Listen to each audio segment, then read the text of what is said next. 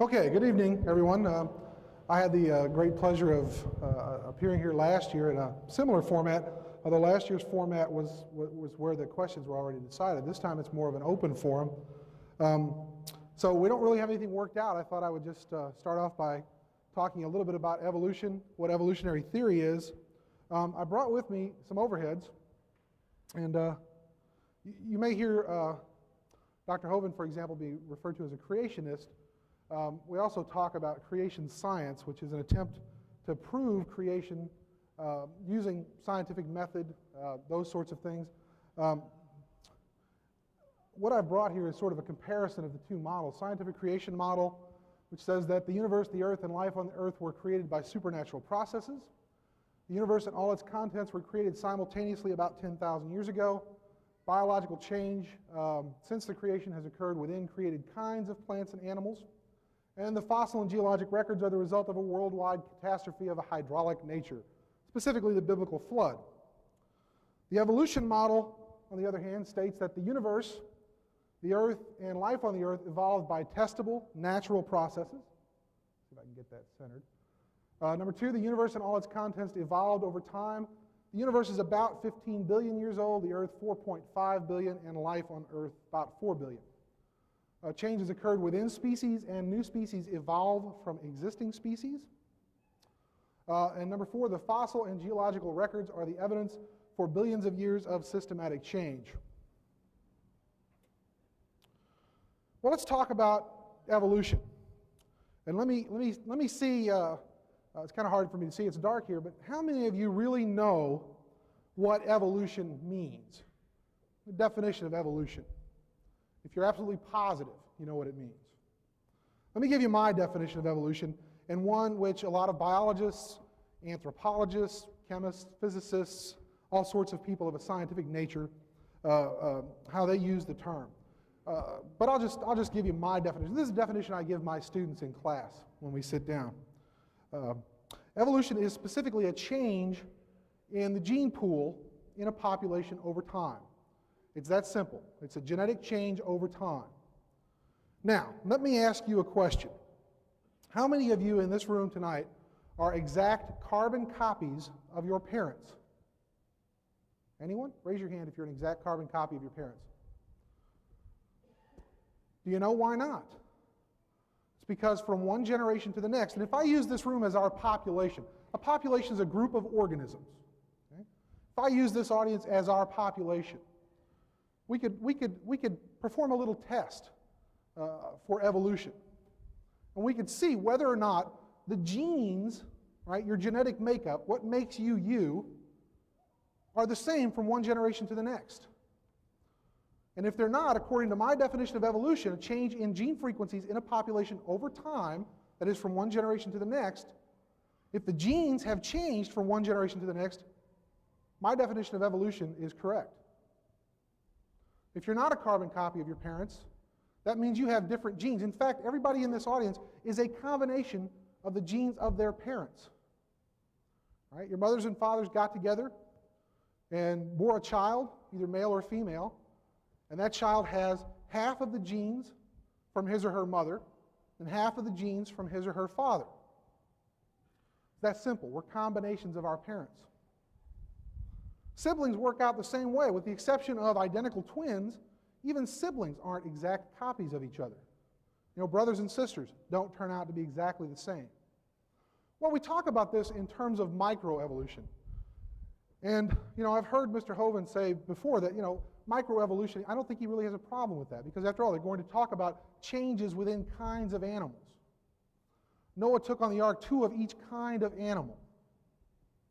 2 dog kind, 2 cat kind, 2 ungulate kind, you know, those sorts of creatures.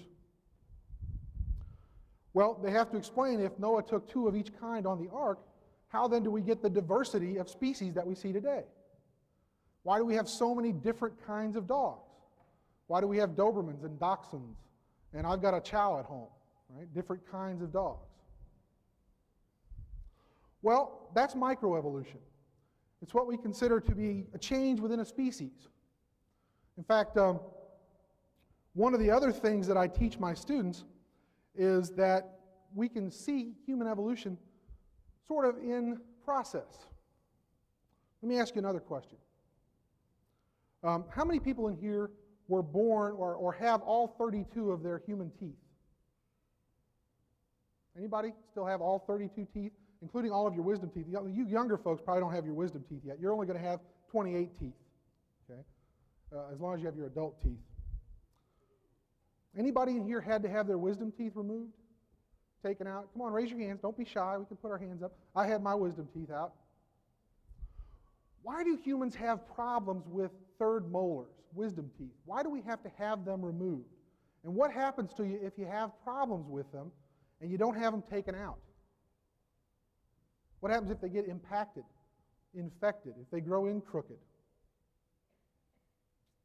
You can get very sick from it. You can die from it. Well, you know, that seems like an imperfect design. We put a design flaw in the system. We're going to make an organism that has too many teeth for its mouth. In fact, it has so many teeth for its mouth that it's going to have problems with them. And if you don't have access to modern medicine, fortunately we do. We can go to the dentist, and the dentist can put braces on our teeth, or the dentist can pull some teeth. Right? I had to go to an oral surgeon. It was really nasty. I had to go in there and cut my jaw open and take out my teeth. And in fact, they severed my mandibular nerve while they did it, so I have a dead spot in my lower jaw from it. When we look at human evolution, and one of the things that I will encourage you to do tonight, I brought along some fossil casts of some of what I consider to be our human ancestors. Okay? And I'm going to lay them out on this table, and I encourage you all to come up and look at them. I'll ask that you be careful with them because they're kind of expensive, and you know, I don't want them to get broken, but feel free to come up and look at them. In fact, I'll be pointing out some features tonight on some of these casts. When we look, for example, at a human ancestor 1,000,000 years ago, we find that they had 32 teeth. They had tremendously large faces. One of the things that will probably come up tonight is the issue of transitional fossils. They'll say to me, Dr. Hartman, if evolution is true, then we should see change. We should see evolutionary change over time, represented in the fossils that we have. I can show it to you. I've got it on overheads. I brought in some of the skulls. How many of you people in here have actually seen a real human skull before? Skull of an early hominid, an early human. I've got some to show you tonight. If you haven't ever seen them, I encourage you to look at them. One of the things we realize is that earlier humans had smaller brains and larger faces. Larger faces had plenty of room in there for all 32 teeth. Over time, one of the changes that's occurred in humans is that our brains have gotten larger. In fact, they're tremendously large today. Human beings have the largest brain to body weight ratio of any animal on the planet.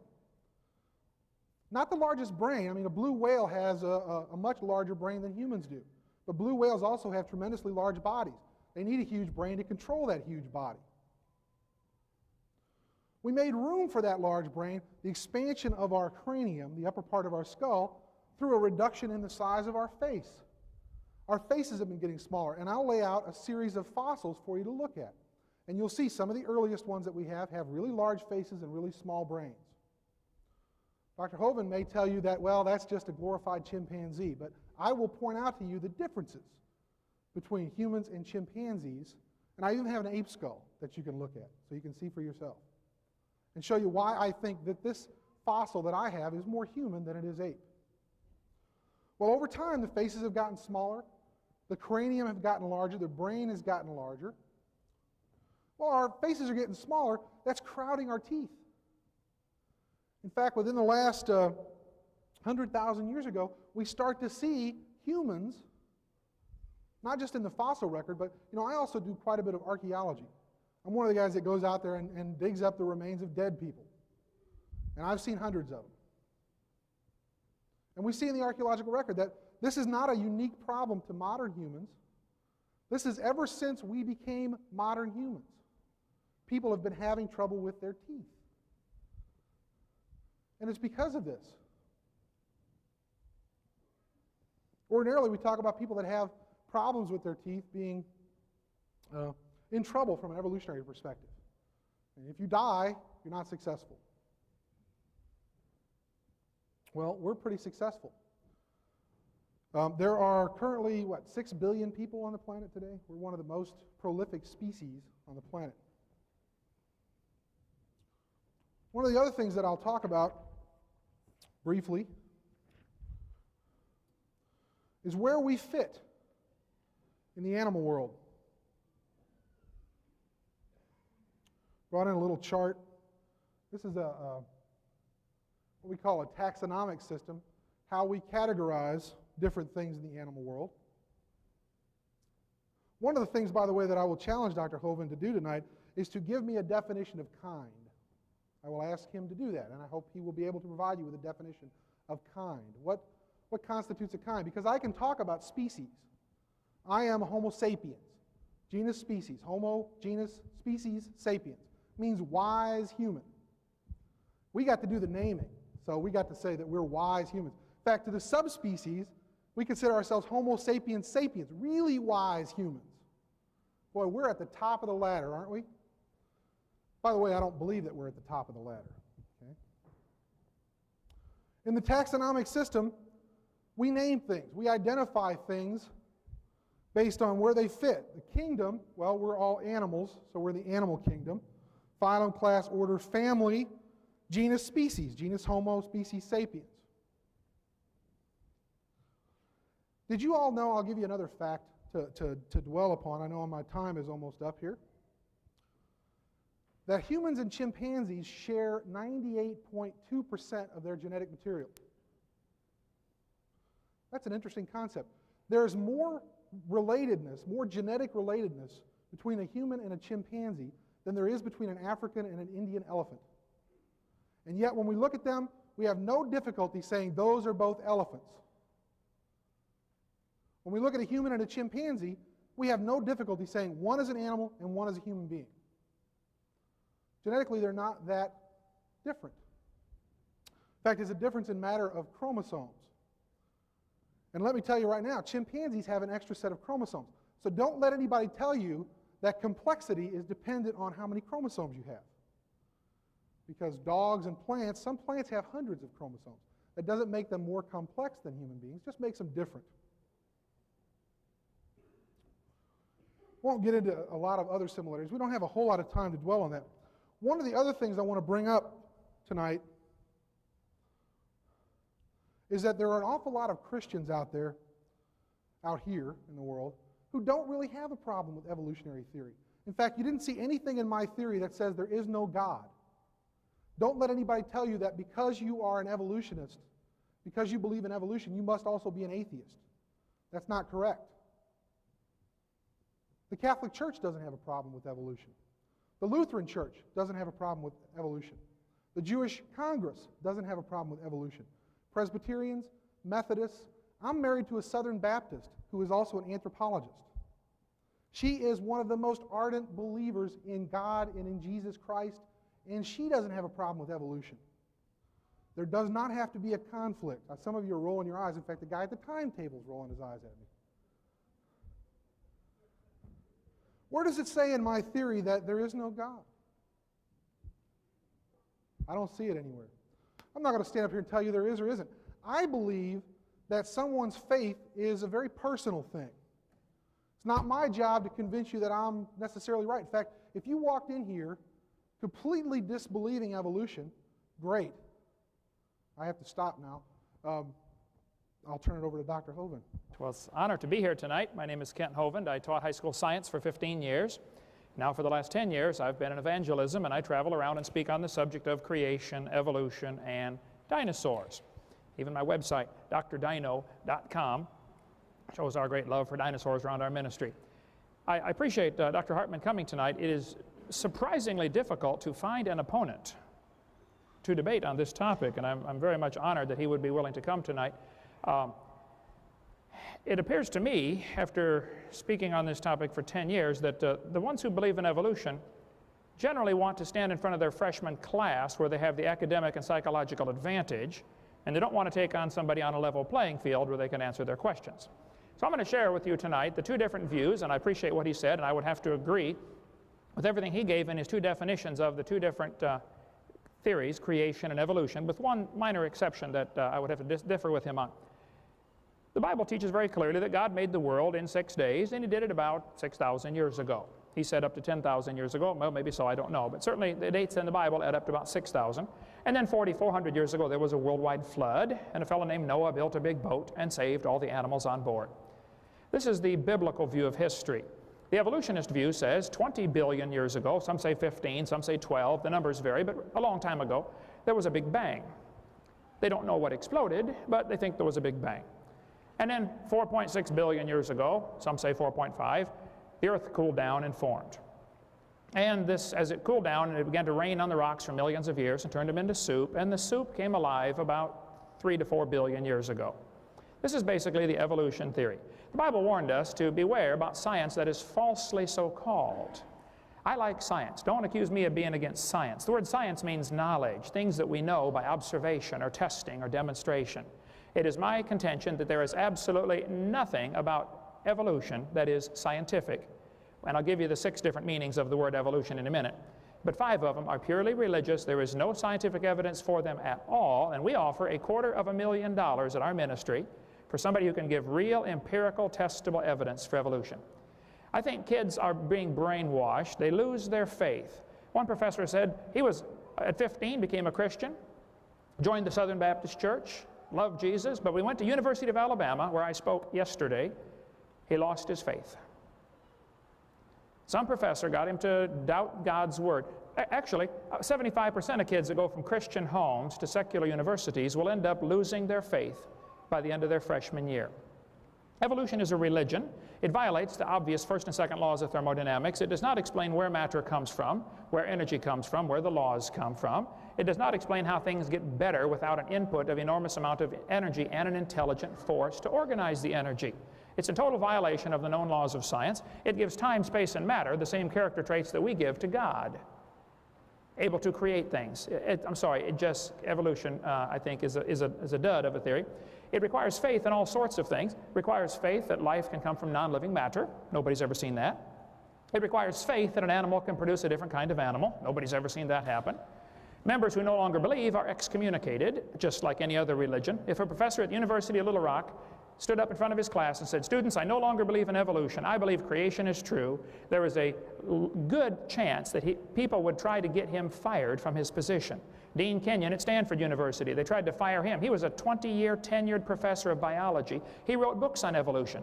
But as soon as he got converted and became a creationist, they fired him. He sued them. They finally reinstated him as a lab assistant, which is what college seniors do, only because he believed in creation. Last week I sat in the living room of Robert Gentry, who worked at Oak Ridge Laboratories in Knoxville, Tennessee. He wrote major articles for magazines like Science and Nature, published all sorts of articles in major science magazines until they discovered he was a creationist, and his funding was shut off at the spigot instantly. Call him up, Robert Gentry. He's got a website, halos.com, H-A-L-O-S, and he'll be glad to talk to you about it. There are case after case where people are excommunicated because they no longer hold the faith of evolution. It is a religion. Only members in good standing are considered worthy of judgment. So if you don't believe in evolution, therefore you can't be a scientist, therefore all scientists believe in evolution. They define the terms, and of course, if we're under those ground rules, of course they're going to win the war in that situation. Evolution attempts to provide basic answers to the questions of life. Who are we? Why are we here? Where did we come from? Where are we going when we die? It is a religion. It deifies nature, Gaia hypothesis, and evolution. Those words are always capitalized, capital E. It's a religion. Majority opinion is somehow considered proof that it happened. I hear this all the time when I do debates. It's like, everybody believes in evolution. Oh, well, first place, not everybody believes it. Second place, even if everybody did, that's not proof that it happened. And these professors, I'd appreciate Dr. Hartman coming tonight, but I'll tell you, the vast majority, you told me you asked quite a few to come tonight and they wouldn't do it. We probably get 1,000 to 1 refuse to debate, as opposed to the few that will come debate, and I certainly appreciate the opportunity tonight. Darwin, when he was 22 years old, graduated from Bible college to be a preacher. He set sail on board the Beagle in 1831. As he sailed around, he came to the Galapagos Islands, and he noticed there were 14 different varieties of finches based upon their beak shape. Charlie concluded that probably all the finches had a common ancestor. I bet you're right, Charlie. It was a bird. And then he concluded that this probably proves the birds and the bananas are related. Charlie said in his book on page 170, "It is a truly wonderful fact that all plants and all animals throughout all time and space should be related to each other." Would I be quoting this correctly to say that he is claiming that the birds and the bananas are related?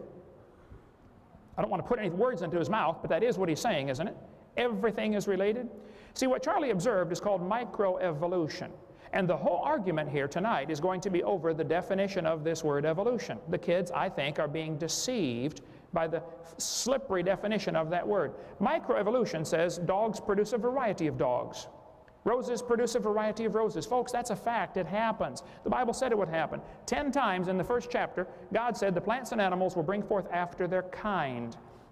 And I think because of the Genesis definition here, if it's able to reproduce, it's the same kind. You asked for a definition of kind, I gave you one. I think if it's able to reproduce, a dog and a wolf are capable of reproducing. They're the same kind of animal. Now, they're classified as different species, but they are the same kind of animal. This word evolution has lots of different meanings. There's cosmic evolution, that's the Big Bang. Some people say, that's not what's in the books. Oh, I taught science 15 years. Trust me, it's in there, folks. The textbook says 18 to 20 billion years ago, there was a Big Bang. This is a vital part of their theory to explain where matter comes from. And then you'd have to have chemical evolution. If the Big Bang produced hydrogen and helium, how do we get the other 90 elements? We see carbon decay, potassium decays to argon, uranium decays to lead. All the evidence we see is for things decaying without an enormous amount of input of energy. In stars, under intense pressure and heat, maybe higher elements can be created for a few moments. But where did the energy come from? There'd have to be a long period of chemical evolution. Then you'd have to have stellar and planetary evolution. The stars would have to evolve. Nobody's ever seen one star form. We've seen lots of them blow up, but nobody's ever seen one form. So the evidence is against this stage of evolution. Then we'd have organic evolution. That's the origin of life. Nobody's ever seen non-living material come alive. This is not part of science. It's part of what they believe in. It's a religious worldview. Textbooks teach 4.6 billion years ago the earth cooled down. Millions of years of rains created great oceans. This is what the books say. I'm not making this up. I collect the books. I have hundreds of them. Millions of years of rains created great oceans. This one says, swirling in the waters of the oceans is a bubbling broth of complex chemicals. Progress from a complex chemical soup to a living organism is very slow. Well, I guess it is. Totally stopped. Doesn't happen at all. That's how slow it is. This one says, the first self-replicating systems must have emerged in this organic soup. This is a college textbook. So basically, the evolutionists believe that the humans, the birds, the crocodiles, all had a common ancestor. Now, they're welcome to believe that. Honestly, I don't care what they believe. But I'm sick and tired of them using my tax dollars to spread this kind of propaganda in our school system when it's not science.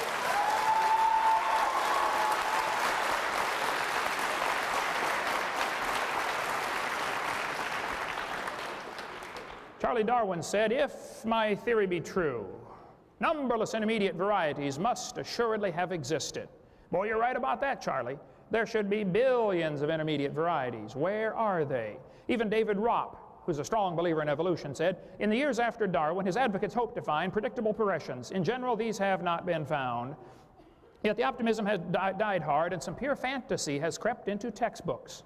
Oh, you're kidding. Fantasy in the textbooks? Oh, believe me, they are full of fantasy. I would like to point out, if you find a fossil in the dirt, like the fossil replicas on the table over here, all you know is it died. You don't know, you know where it died at, and you know where it ended up being buried at, but that's all you know. You don't know that it had any kids, let alone different kids. You found a bone in the dirt. Okay, it died. And I'd like to ask the question, why is it you think bones you find in the dirt can do things that animals today cannot do? Monkeys today are still having babies. Make another human. I want to watch it this time. Apes are still having babies. Humans are still having babies. Everything's still having babies. Why don't we ever see an animal produce a different kind? Why is it can only happen long ago and far away? Let's see it happen. It's not observed. Fossil evidence wouldn't hold up 1 second in a court of law. The problem is evolution doesn't have to be proven in a court of law. It has to be stuck into the brains of these unsuspecting freshmen when they go to college. And they don't have the option because that teacher's going to give them a grade. But I'll tell you, if we had to go to court of law and they said, where's the evidence? What's the best evidence that any animal has ever changed to a different kind of animal? The best evidence they claim they have, is the fossil record. And yet there is no fossil evidence that any animal ever produced a different kind of animal. And like I said, if you find a fossil in the dirt, that's not evidence that it had any kids at all, let alone different kids. So we have cosmic evolution, chemical evolution, stellar evolution, organic evolution. Then we would have to have macroevolution. That's changing from one kind of animal to another. Nobody has ever observed that. Finally, we have microevolution. Now, the first 5 are religious. The last one is science. And the kids are going to be confused with the definition of the word evolution. There's a lot of varieties of dogs, and they probably had a common ancestor, and it was a dog. You might get a big dog or a little dog, but it's still a dog. And a 3-year-old can tell you it's the same kind of animal. Okay, boys and girls, here we have a dog, a wolf, a coyote, and a banana. Which one is not like the others? Well, duh. It's the same kind of animal. What's going to happen, though, the teachers are going to give thousands of examples of microevolution. Like he mentioned, we're different than our parents, and our jaws are smaller, and the wisdom teeth don't fit. Well, that's a micro change. We're still a human. He's giving examples of microevolution, and then he's going to try to make you take a giant leap of faith and logic into believing that that somehow is mystically evidence for macroevolution. And it just isn't. Macroevolution is a fantasy based on imagination. It doesn't happen. And they spend a lot of time arguing about where is the line between micro and macro. Well, I don't know exactly where the line is in some cases. I think that might be a good field of research. But that certainly doesn't mean the other ones are included. See, the other 5 definitions are smuggled into the textbook, riding on the coattails of examples of macroevolution. They're just smuggled in, folks. There's no evidence for them at all. I defy somebody to show me some evidence. We've got no argument with truth. Man, I love truth. I love science. But evolution has no scientific evidence to back it up. Truth comes from God. I'd like to see some evidence to back up evolution. We welcome any challenge. I have a standing offer. We offer $250,000 for proof for evolution. I mean, come on, let's have it. And I pay for my tickets to fly to do these debates. It's so hard to find an opponent. Honestly, I'm not a professional debater. I've never had a class on debate in my life. And usually the evolutionists are a lot smarter than I am, but I'm right and they're wrong. It's very easy to win a debate like that. We only object to lies being included in with the textbooks. If there's some real evidence for evolution, I would like to see it. There is none. In advertising, it's called bait and switch. It happened tonight already. Dr. Hartman gave his definition of evolution. Look at this textbook. Evolution is change over time. Is that really what they mean? In other words, there is no doubt living things have changed over time. Well, I agree with that definition. This textbook says evolution can be defined as a change in species over time. Okay, if that's really what you mean, I agree. Evolution happened. But that is not really what they mean.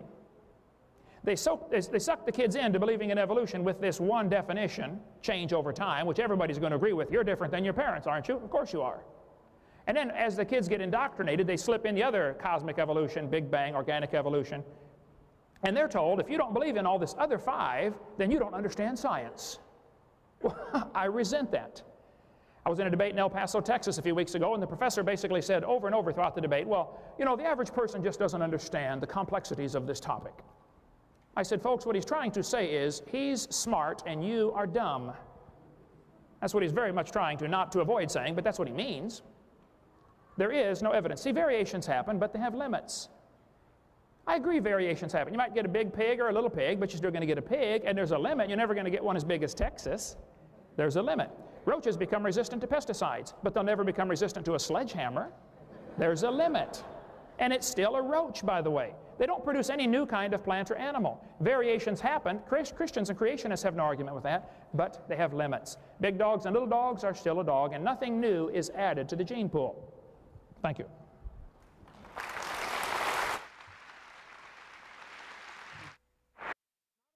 Form where he can go through slides, you know, zip, zip, zip, zip, zip, here you go, I'm right. Everybody goes, guess we're all good Christians, we accept that. I would ask him to accept one of those debates where he can put his thoughts in words, where everybody can see them, give his evidence, put it up there, let people scrutinize it, give people a chance to respond to it in writing, give people time to think about it. That's what I would like to see. I came here tonight not because I think you all are dumb. I don't. If I did that, I wouldn't be here.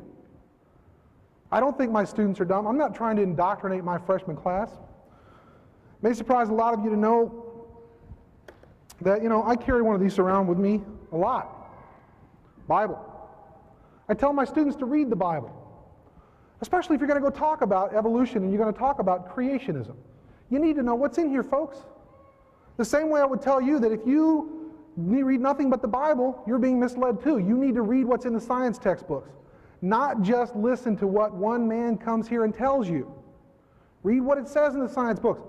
One thing I will take issue with, when you put up a quote from somebody and you see those little dots in them like you saw in the Darwin quote, there's something missing there. That means you're paraphrasing. You're quoting something, but you're only quoting the parts of something you want somebody to see, and you're leaving out the parts that you don't think somebody should see. That's a little misleading. If you're going to put a quote up by somebody, if you're going to quote somebody, quote the whole thing. Read the whole thing. I understand time constraints, but I'm not up here quoting anybody. I'm not up here telling you what somebody else says. I'm up here telling you what I have to say. Okay? Let's see what else. I wrote quite a few notes.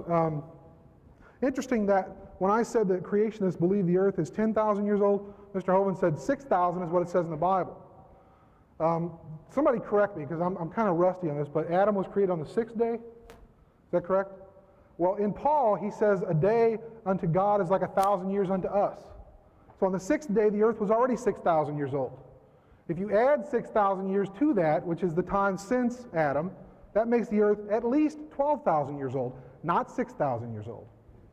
Yeah, I know, I'm nitpicking, I'm splitting hairs, but if you're going to stand up there and tell somebody the earth is 6,000 years old and here's my evidence, and it's scientific evidence, or whatever kind of evidence you're going to provide, I have to be able to go and refute it. That's what science is all about. If I put up something here that you don't agree with, feel free to go after it, attack it viciously.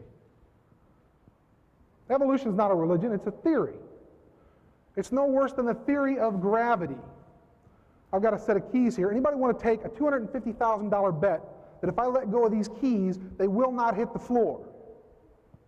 Put your faith in the theory of gravity. Well, not faith, but trust in the theory of gravity. Einstein was right about it. Lots of other scientists have been right about it. If you reject evolutionary theory, you're not just rejecting what he would consider somebody's religion. You have to throw out geology, physics, chemistry, archaeology, anthropology, biology, all of those ologies, all of the sciences, all of the things, by the way, we benefit from. Modern medicine is based on biology. It's based on evolutionary theory. Our ability to treat viruses is based on our ability to cope with their evolution. One of the reasons why the HIV virus is so difficult to treat is because it mutates so rapidly. It changes.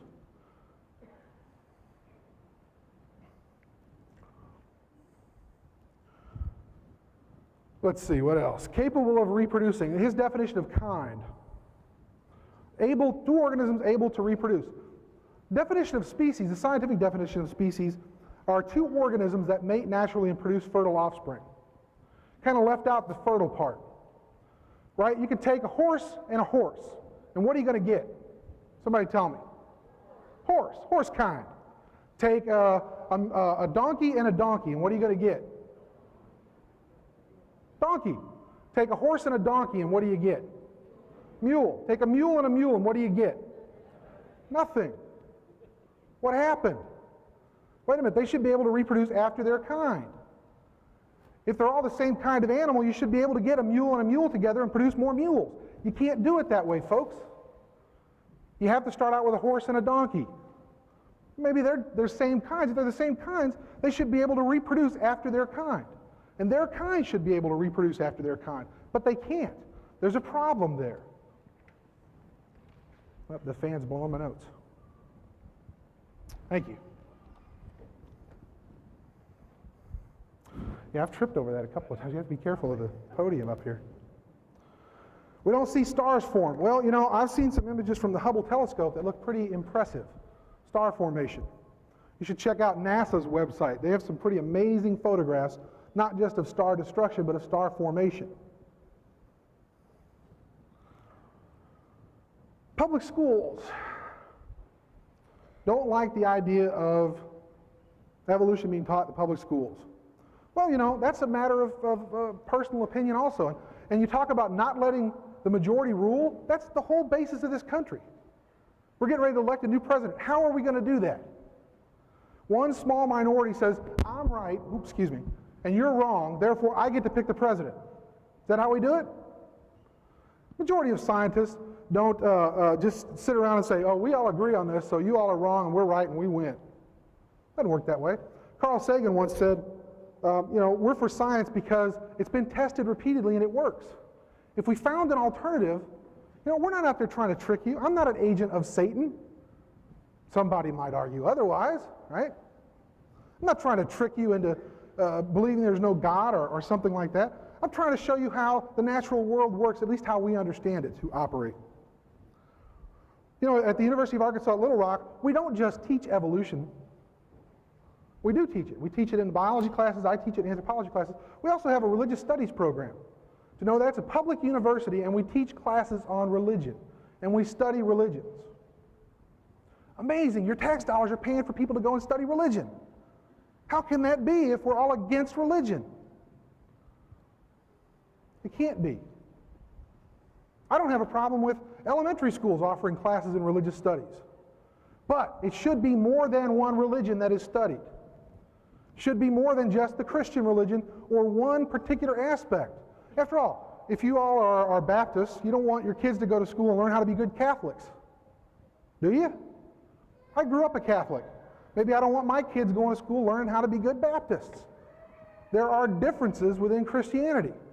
How many of you want your kids to go to school and learn how to be Seventh-day Adventists who don't quite believe the same way that other Christians do, or Mormons? See, whose version of creation should you teach? Just the one in the King James Version of the Bible? I grew up Catholic. I don't use the King James Version of the Bible. I guess I'm wrong for that. I guess I'm going to hell for that. I don't believe that. The Pope doesn't believe that. I have a very good friend of mine. He's a Seventh-day Adventist. He thinks the Pope is the Antichrist. The nice Pope, Pope John Paul II. I don't know. Well, let me give you, let's see, how much time do I have left? About 6 minutes? Okay, plenty of time. We do observe microevolution. We can observe it. Just because macroevolution, we say, well, it takes longer time than we have to sit and observe it. We talk about empirical evidence. Oh, I want to talk about Mr. Hovind's, or Dr. Hovind's challenge too, by the way. Empirical evidence. Well, I'm sorry if it takes, 100,000 years for something to change. I'm not going to live that long. In fact, unfortunately, we haven't been writing about things that long in order for us to actually have these kinds of observations. Give us 100,000 years. Come back then and check in, and I'm sure we'll have some good evidence for you. Can't do anything about that, folks. We can look at microevolution, and we can decide that microevolution is simply a matter of accumulated change over time, and eventually it produces what we consider macroevolution. Let me show you something.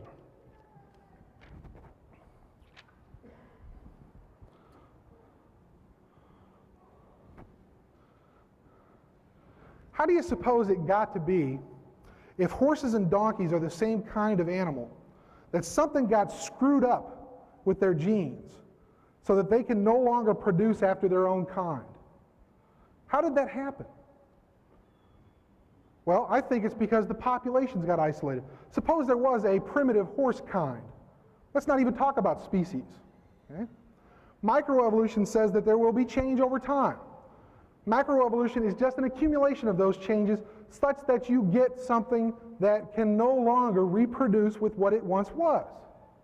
It's that simple. Here's a little diagram. Two demes of a single species, two populations of a single species, if you will, separated by some kind of barrier, a water barrier. If you have organisms that can't cross a river and a river flows between them, it effectively isolates the two groups of populations. Put the horses on one side, the donkeys on the other if you want to. Over time, microevolution happens to both of them. If we're willing to grant that microevolution can change somebody's teeth, why not somebody else's reproductive system? See, we can say that, well, it works on teeth, but it doesn't work on anything else. It works on everything, folks. Microevolution works on everything.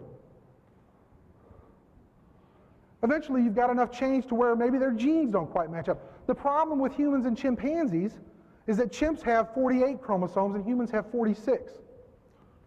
If you did try to get a human and a chimpanzee to mate, God forbid, right?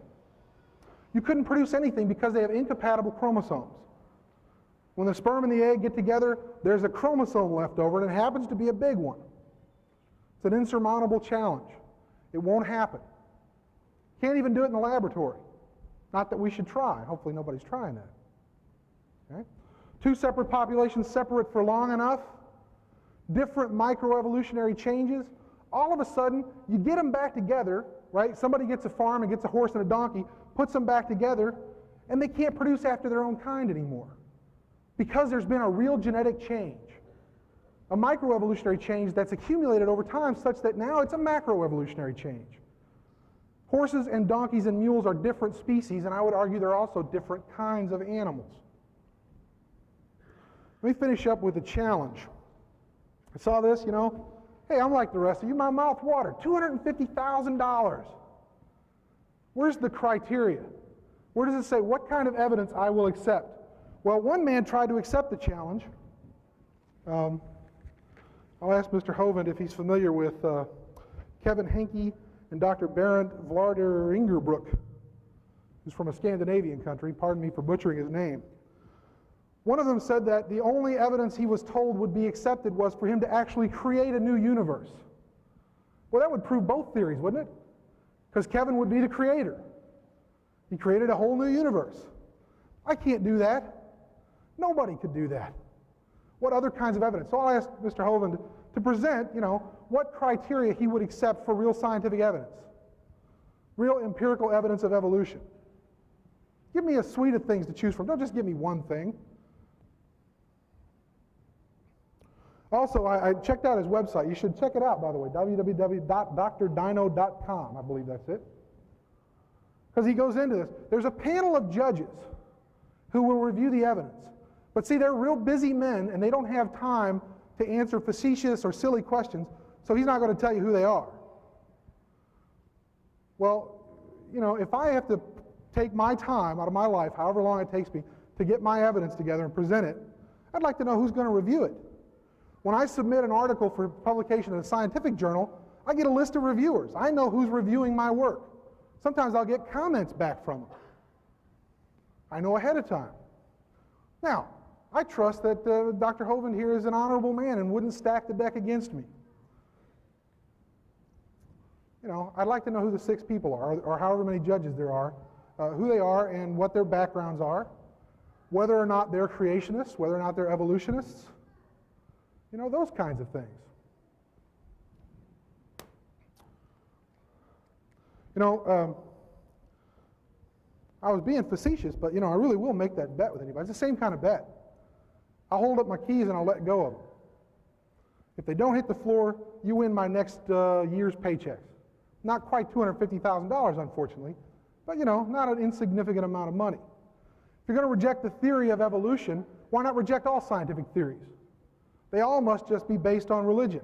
After all, we can't see gravity, can we? It's about time for me to stop, so I'll go ahead and stop there. Thank you. All right, this will be the rebuttal session, and then we'll go into the question-answer session, so it ought to be exciting. He mentioned that my quotes have the ... in there. That is very common. I mean, if you quoted the entire quote, it'd be horrendously long, and I challenge you to show me where any of my quotes in my seminar, and I use thousands of them, show me where they're not giving the true meaning of what the author said. You leave out extraneous words. That's common practice in anybody who's quoting from that would be ridiculous to say this is evidence. It seemed to be implying that I'm trying to misquote them, and evolutionists often accuse creationists of misquoting. Everything's documented right on the bottom of the screen. Look it up. Show me where I'm wrong, where I'm not giving the true meaning. You mentioned about email debate, people wanting to debate me on email. I type about 12 words a minute with 18 mistakes. I get over 400 emails a day. I don't have time to get involved in a long email debate. I was home for 12 hours this week. I got in at 3 last night. I speak 700 times a year. I tell all the evolution, what they want to do is they want to eat up all of my time so I can't get out and speak to folks that really want to hear. They don't want to hear anyway. As far as not giving out the names of the judges, some anonymous coward named Boudica emailed me, and I said I shouldn't have answered him the first time because I always ignore anonymous mail. But this was anonymous, and I emailed back and said, if you'll tell me your name, I'll be glad to answer all of your questions. He had 300 questions. He said, no, I refuse to give you my name. I said, well, then I'm sorry, I won't answer your questions. I've got nothing to hide. You've got my name, address, and phone number, and I'll give you a map to my house if you want. I have nothing to hide. See, men love darkness rather than light because their deeds are evil. Well, Boudica sent in what he said was evidence for evolution. It was ridiculous, but I sent it to the judges. I told him I'm going to send it to these guys. Boudica right away wrote nasty, vile, filthy letters full of profanity to these judges. And I said, fellas, hey, I'm sorry, I won't let this happen again. If somebody sends in some real evidence, well, here's what happens. I get probably 5 or 6 emails a week from someone saying what Dr. Hartman said a few minutes ago. Well, if I knew who the judges were, what they're trying to say is, I don't really want to give you my evidence because I don't have any, but boy, I'm going to pick on you for your offer. They strain at gnats in the offer of $250,000 rather than just send the evidence. I would like you tonight, Dr. Hartman, to give the audience here the best evidence you have for evolution. For macroevolution, the best evidence you've got. Let's not waste time with all the little stuff. Please give us the best. I have over 500,000 videos out there in circulation that we've produced, plus who knows how many copies of those that have gone around. My words are easy to examine. I don't have time to type everything out, though we are putting, as of today or tomorrow, my entire seminar will be on my website. You can click a button and watch the videos and listen to the audio, free of charge, and then you can challenge anything I'm saying, and if you think I'm misquoting somebody, please let me know. I'm certainly not perfect, and I've made lots of changes through the years. He mentioned evolution as a theory like gravity. Now, that is absolutely ridiculous comparison. Gravity has evidence. We can observe it happening. We don't observe anything about what he said about evolution. To compare evolution with gravity is silly. Sure, we can watch things happen. We can watch gravity. There's testable evidence. Where is the testable evidence for macroevolution? Where is the testable evidence for cosmic evolution? Where is the testable evidence for organic evolution? There is none, and that's what my offer is all about. So don't compare evolution to gravity. And then he said, if we reject evolution, we have to reject science. Well, that's a ridiculous comparison. I don't reject science. I defy you to show me one beneficial thing we have in the world today because of the evolution theory. What good has it done? Is that why we have electricity? Is that why we have computers or video projectors? Is that why we have... Can you name anything we have in the advancement of science because of the evolution theory? When you have your time in just a minute. As far as mutations of viruses, modern medicine, all of the branches of modern science were started by creationists. The evolution came in like a leech and took over what they'd already created. They don't ever create anything new. They take over universities that were started by Christians and creationists, like 97% of the first colleges in America were started by Bible-believing Christians. They come in there and take them over, but they don't start their own. It's like a leech. They got to take over what somebody else does. What good has evolution done? You mentioned about star formation. I believe I got your quote. You said it may be happening now. You saw some pictures of the Hubble telescope sending back. This is typical. They say, well, evolution, we have evidence coming in right now, or they're studying this in the laboratory. We've been studying for 120 years. Where's the evidence that has stood the test of time? Why is it always, well, we're looking at it right now? Well, that's not evidence yet. Let's see something that has stood the test of time. Nobody has proven the formation of any stars. They're seeing a bright spot in Crab Nebula, saying, wow, it might be a star forming. Well, it might be the dust is clearing, and you're seeing a star that was behind it all along. We don't know yet. Let's see some evidence that stood the test of time. He's mentioned about majority rule. Well, 91% of the population of America believes God created the world. 47% of them believe He did it in the last 10,000 years. If we're really going to have majority rule, then let's throw evolution out, since so few people believe it anyway.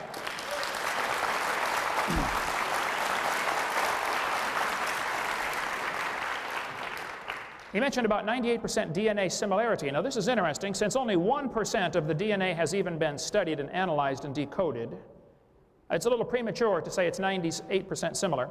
If it is 98% similar, 98.2 I believe you said, to humans and chimpanzee DNA, that would prove we have a common designer. Doesn't prove we have a common ancestor. The same God designed the animals. That's what it proves. I think it was pretty smart for God to make all of the plants and animals from the same basic amino acids so that a brown cow can eat the green grass and digest it and turn it into white milk, which turn it into yellow butter, and I eat it and get blonde hair, all made from the same amino acids. That's not proof that we came from a common ancestor. It's proof the designer was thinking. See, if we didn't all have the same similarities, we could only eat each other. We wouldn't be able to digest anything else. So it was smart for God to make things from the same building block. The argument that similar DNA proves a common ancestor is like saying, I have two books on the table, and I've analyzed all the words in these two books, and I noticed they have exactly the same 26 letters. They would, wouldn't they? This proves they both evolved from an explosion in a print shop 10 billion years ago. I mean, come on, that's ridiculous, okay? This proves somebody's using the same 26 letters with intelligent design behind it to create words and paragraphs and sentences.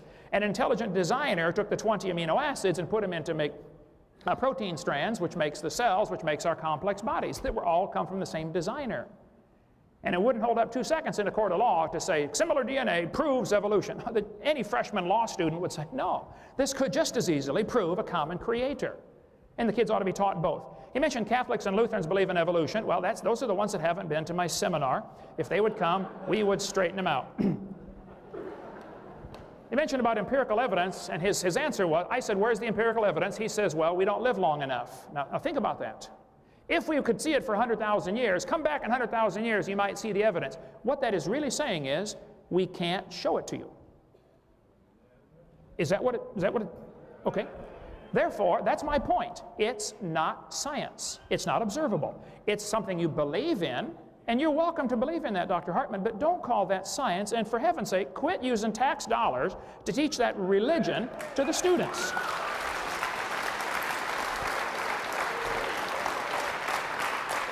I'll tell you what, if we come back in 100,000 years and see that things really have evolved, then we'll start teaching it.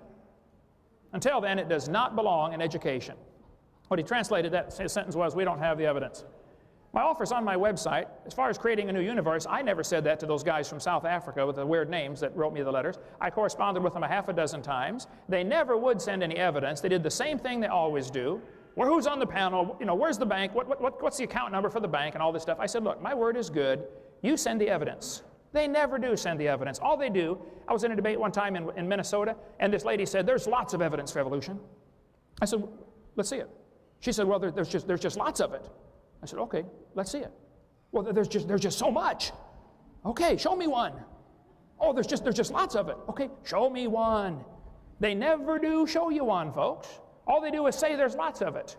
And these guys claim that they want to pick on my offer over some little straining at a gnat, and they're swallowing the camel of believing that we all came from a rock over 4.6 billion years. Man, that's ridiculous. My offer is good. My point is, evolution has 6 different meanings. I would like empirical evidence for all 6. There is none. My offer is clearly spelled out on my website, drdiner.com. Look it up. He asked, are the judges all creationists? First place, I don't know. Second place, I wonder why that question would even come up. Because does that determine whether a person is qualified to be a scientist or not? In the minds of some, it certainly does. In other words, if you believe in creation, you're not a scientist. This sounds like the Soviet Union 10 years ago. If a teacher stood up in the Soviet Union and said, you know, kids, I don't think communism works. I think capitalism is a better system. What would happen to that teacher? He'd be out shoveling snow in Siberia, right? And then the leaders get up and say, hey, everybody believes in communism. Well, of course they do. Look what happens if you don't. Evolution, the textbooks are full of lies that are shown to the kids to try to get them to believe in evolution. And I resent that. You have varieties of corn, and they probably had a common ancestor, and it was a corn of some kind. And there's all sorts of kinds of corn today, but you still crossbreed them and you still get corn. You never get a hamster or a tomato or a whale to grow on your corn stalk. Nothing changes. There's varieties of dogs, and they probably had a common ancestor. You have big horses and little horses, and they might have had a common ancestor. And as far as the horse and the zebra and the mule not being able to breed, well, what we're seeing is branches on a tree that came from a common root, and now they're so different, they can no longer interbreed. That still doesn't prove they didn't have a common ancestor. Think about the argument. He's saying a horse and a donkey or a mule or jackass or whatever it was he mentioned cannot breed and produce fertile offspring, and therefore they're different species. Well, maybe so, if it depends on your definition of species. Who gets to decide what the definition of species is, for one thing? But get a horse and a zebra and put a 5-year-old next to him and say, are these the same kind of animal? Oh, yeah. Anybody could tell you they're the same kind of animal. Seeing the branches on the tree where they now have diversified, where they're no longer interfertile, well, that doesn't prove they didn't have a common ancestor. It also certainly doesn't prove the horse and the banana are related to a rock 4.6 billion years ago. We got varieties of cows and things happen, but the textbooks contain things that just aren't true. I've got a whole 2.5-hour video going through lies in the textbooks that kids are exposed to try to get them to swallow this evolution theory. And it's really sad. They're going to tell the kids the appendix is vestigial. Well, I'm sorry, the appendix is part of the immune system. It is not vestigial. Take that out of the book, okay? There's no such thing as a vestigial structure. This book tells the kids that the whale used to walk around. It says the whale has a vestigial pelvis and leg bones. Vestigial pelvis and leg bones, evidence of its evolution from four-legged land-dwelling ancestors. Well, the guy that wrote this is either ignorant of his whale anatomy or he's a liar, because those bones are essential for the whales to reproduce. Muscles attached to those bones. The male and female whale bones are very different. That has nothing to do with the whale walking on land, but this kind of stuff is presented to the kids as evidence for the evolution theory. And I'm sorry, it's a lie. If you have some real evidence, I would like to see it, but don't lie to the kids. This one says the humans have a tailbone that is of no apparent use. I had a guy tell me that in a debate in Huntsville, Alabama. He said, humans, we got proof for evolution. You no longer need your tailbone. I said, sir, there are 9 muscles that attach to the tailbone, without which you cannot perform some very valuable functions. But if you think the tailbone is vestigial, sir, I will pay to have yours removed. Bend over. It is not vestigial. I would like to point out there are no vestigial structures, and secondly, even if there were, that would be the opposite of evolution. That's losing, not gaining. Show me how we gain something. And even people like Pierre Gross, who believes in evolution, said mutations do not produce any kind of evolution. All you get is a mutant variety. And then the textbooks tell the kids that natural selection goes in with evolution somehow. Oh, come on. I got nothing against natural selection. Natural selection is a conservative process that keeps the species strong. It doesn't change it to something else. It's sort of like a quality control. It's not going to change it to anything else. But the textbook tells the kids natural selection causes evolution, and that just simply is not true. Natural selection keeps birds birds and dogs dogs. It doesn't turn a bird to a dog or anything in between. It's a conservative process. They tell the kids the fruit fly is evidence for evolution. All they did after years of mutating those poor flies is got flies that were worse off than Grandpa Fly. They got flies with curled wings and flies with no wings. That's not a fly, that's a crawl. They got all kinds of mutated flies. They never got a beneficial mutation. They're going to tell the kids, it's still in your textbooks right here in Little Rock, Arkansas, that the peppered moth is evidence for evolution. After 40 years of watching, exactly 2 moths were found on the trees. 2 in 40 years. So they glued dead moths to the trees in order to take the picture to put in the textbooks to make the kids believe in evolution.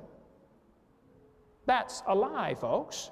They're going to tell them there's evidence from similar structure. The forelimb of the animals is all similar. That proves a common ancestor. No, no, no. That proves a common designer. Chevy and Ford all have 4 wheels on the ground. That proves they all evolved from a skateboard 18 million years ago. No, it proves it's a good design and it works good, okay? That's what it proved. They're going to tell the kids the human embryo has gill slits. That was proven wrong 125 years ago, but it's still in textbooks today. Ernst Haeckel made up this whole thing in 1869. His charts are used right now, today, at the University of West Florida. And I guarantee that same concept is being taught right now in Little Rock, Arkansas, and it was proven wrong in 1874. If you have some evidence for evolution, I want to see it, but don't lie to the kids. Should we teach that the earth is flat in geography class, since the Bible describes it as such in many passages? See Revelation 7:1, Psalm 24:2, 104:5, Isaiah 24:18, Matthew 4:8, 1 Peter 1:20, others. Obviously, I don't think we should. If it says the earth is flat in the Bible, the earth is obviously not flat. That's been proven. We can't teach that in geography class. I don't need 3 minutes to answer that question. Okay. Ooh, there we go. I didn't get time to boot up the verse, but the Bible teaches very clearly the earth is round. It says, yes, in the book of Isaiah, chapter 40, that the Lord sits on the circle of the earth. Here it is right here. Isaiah chapter 40 and verse 22, it says, the Lord sits upon the circle of the earth. The Hebrew word there is the word for sphere, a ball, a three-dimensional object. So the Bible does not teach the earth is flat. A few heathen a few hundred years ago started teaching it was flat, and they tried to blame that on the Christians. I'm sorry, the earth is round, okay? I don't have a problem with that. Thank you. I guess I get to ask a question first. Please state the second law of thermodynamics. And within a closed system, entropy will increase. This second law of thermodynamics is interesting. The second law is stated many different ways, okay? And no matter how you state it, somebody else is going to find a different definition someplace else. So basically, it boils down to the idea that everything tends toward disorder. The evolutionist somehow has got it into his mind that if you add energy, you can overcome the second law of thermodynamics. Now, this is certainly not true. Adding energy does not help anything. You have to have something to utilize that energy. The sun adds lots of energy to the earth every day. All of it is destructive, unless there's a system to utilize that energy called chlorophyll, which is a very complex molecule. If it weren't for chlorophyll, the sunlight is eventually going to peel the paint off your car and destroy the roof of your house, and when it's done, it's going to destroy the rest of the house. Adding energy doesn't help. Filling your front seat of your car full of gasoline isn't going to make it run faster. You have to have a complex system to utilize that gasoline called a carburetor and a drivetrain. So the normal response to the second law of thermodynamics from the evolutionist is, well, in a closed system, you know, if you add in the first place, the universe is a closed system, okay? Where's this extra energy coming from? Secondly, I'd like to point out, adding energy doesn't help. We added lots of energy to Iraq a few years ago. We didn't organize a thing. Adding energy disorganizes things. The idea of a human embryo developing from 2 cells into a full-grown human, they'll say that's an example of the opposite of the second law of thermodynamics. No, it's not. It's following a complex DNA code, and there's an enormous amount of input of intelligent energy. You need not only energy, you need intelligence, and you need a system to utilize the energy. The second law of thermodynamics is one of the main proofs that evolution didn't and can't and won't ever happen. Thank you.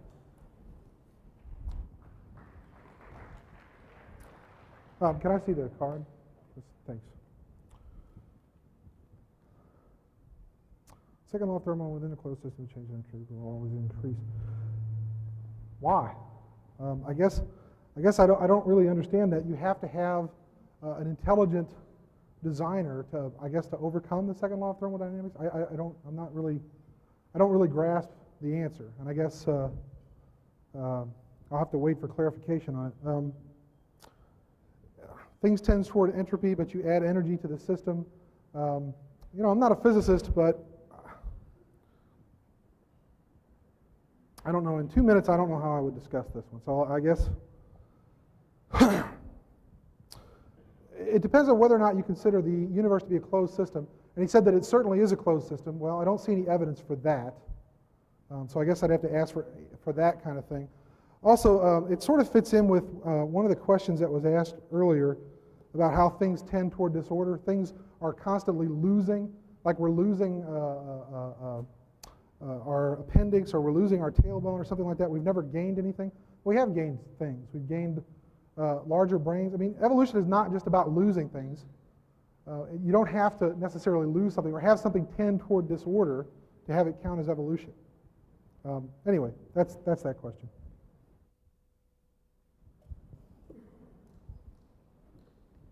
Okay, I was given... Okay. I guess we're switching back and forth. This is kind of a long one, but I'm just taking them. I am a junior at UALR, which is the university I teach at. You said earlier that you were not trying to indoctrinate freshmen. My freshman year at UALR, I studied biology under Dr. Lanza, an evolutionary biologist. Half of the semester was spent studying evolution. On the first test, I answered her questions thoroughly, including quotes from various stories that I had read, but she gave me an F. The only way I was able to pass was by quoting her on the textbook.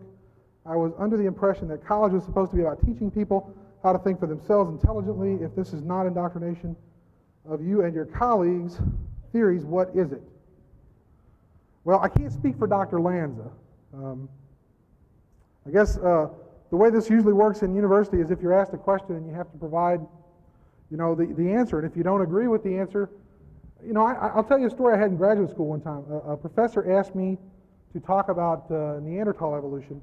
And I went up to her and I said, I don't like the way the question is worded. And she said, well, I'll tell you what. You answer the question the way you want to, but if you can provide me with evidence to back it up, I'll accept your answer. So I did. I changed the question slightly. I answered it. I provided her with evidence to back up what I had to say. She gave me an A on it. I think it depends on the professor. I can't speak for Dr. Lanza. I certainly don't think that I'm indoctrinating my students and telling them that if you don't believe the way I believe, you're going to get an F. And I don't think that's what Dr. Lanza says either. I know her. I don't know her very well. She may even be here tonight. I mean, the flyers were circulated in the biology department, certainly. So, I mean, I don't know how this really relates to me, per se. I don't do that sort of thing. Certainly, I've flunked students before. Usually the ones that don't come to class or that don't do the assignments, don't turn them in on time. I tell my students all the time, if you want to get an A in college, show up for class, do all your assignments on time. You don't have to agree with what I have to say. In fact, when I talk about evolution in my introductory physical anthropology classes, I say, look, you don't have to agree with what I'm saying. You have to learn it. I ask that you understand it. And that, I think, is the key to this whole question. If she is basically saying that, I don't want to learn this stuff. In fact, I'm not going to answer what she wants me to answer. It doesn't have anything to do with Dr. Lanza demanding that she agree with her. This has to do with Dr. Lanza asking that she understand it and be able to tell me that you understand it. And that's the whole nature of the testing system. I don't care if you believe it or not, as long as you're able to tell me what it's all about. That's kind of what we're doing here tonight. You may or may not go out of here believing it, but you're going to know something about it. And if you didn't know something about it before, you do now. And I tell my students the same thing about creationism. If you didn't know a lot about it before tonight, you're going to know something about it when you leave here. Here's the question. Yes, sir. I would say that's an excellent answer, and I wish all teachers did what you do. Believe me, there are some teachers in the universities that will fail a student if they don't believe what they want them to believe. It's not just understanding it, and I appreciate Dr. Hartman's answer. I would agree with him. There are some, though, that don't fall into that category. I encourage students, if you're going to go to a secular university and the teacher asks a question like, how old is the earth? And you know the answer they want because you read your book and you did your homework, but you don't believe it. All you need to do is write on the test, the textbook says, blah, blah, blah, blah, blah. However, this is not correct. That's all you need to do.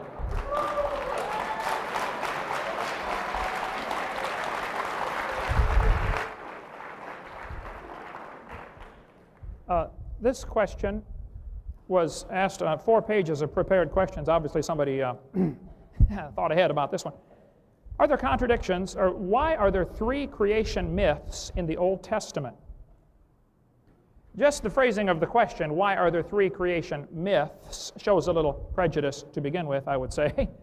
I would say there are not 3 creation myths. There is 1 creation story of how it actually happened. Basically, what they're usually referring to when they say this is the Genesis chapter 1 account, and I'll show you. I covered this very thoroughly on my videotape number 7. Let me get the mouse working here. Genesis chapter 1 says, God made the plants, the herbs, the grass, etc. on the 3rd day. He made the fowl, the birds, on the 5th day out of the water. And he made man the 6th day after he made the animals. So he made animals first and then man on day 6. That's the order of creation in chapter 1. When you look at chapter 2, it says the Lord God formed man out of the dust of the ground, and then it says he put him in the garden and made the trees to grow. And they'll say, see, the order is backwards. This is a different creation myth. This is the basic argument. They will say, in chapter 1, God made the grass, plants, trees on day 3, whereas in chapter 2, he made the trees after man on day 6. And this little chart kind of shows what the whole argument about this question about the creation myths. Here's what really happened. The Lord God made birds, he made the plants on day 3, then he made the birds out of the water on day 5. On day 6, he made the animals, and then he made man. And then he put man in the Garden of Eden, and then in front of Adam, he made the trees to grow. But it says it was the trees that were good for food. This is not all the trees. The rest of the world is already full of trees. He only made the trees in the garden, and he made 1 more of each of the animals so that Adam could name them and select a wife. If Adam had not seen God create something, Satan could come along and say, I did all this, and Adam would not know. The only person that did not see anything get created was Eve, and that's the one Satan went to trick. There's not a contradiction between chapter 1 and chapter 2. Chapter 2 is a continuation of the story, filling in the details of what happened on day 6. And it's not a creation myth. That's the way it really happened. Thank you.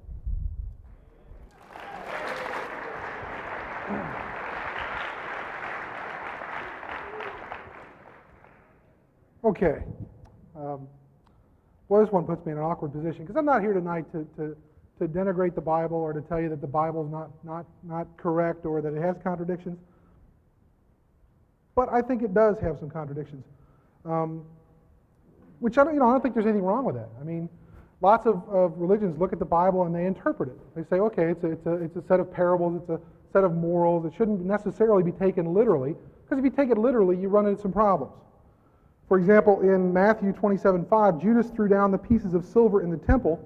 He departed, and then he went and hanged himself. But in Acts of the Apostles 1:18, Judas kept the silver and purchased a field with it. He went into it, and falling headlong, he burst open, and all his bowels gushed out. He either didn't keep the silver, or he kept the silver. He either hanged himself, or he didn't hang himself. He died in a field being disemboweled. If you take it literally, then you have to believe both accounts, but obviously both accounts can't be correct unless he hanged himself, fell out of the tree, hit the ground, and burst open. I guess my point here is that you shouldn't necessarily take it literally. For example, I don't have a problem with the Ten Commandments. Those are good rules to live by. You shouldn't kill somebody. You shouldn't lie about somebody. You shouldn't steal from somebody. Okay?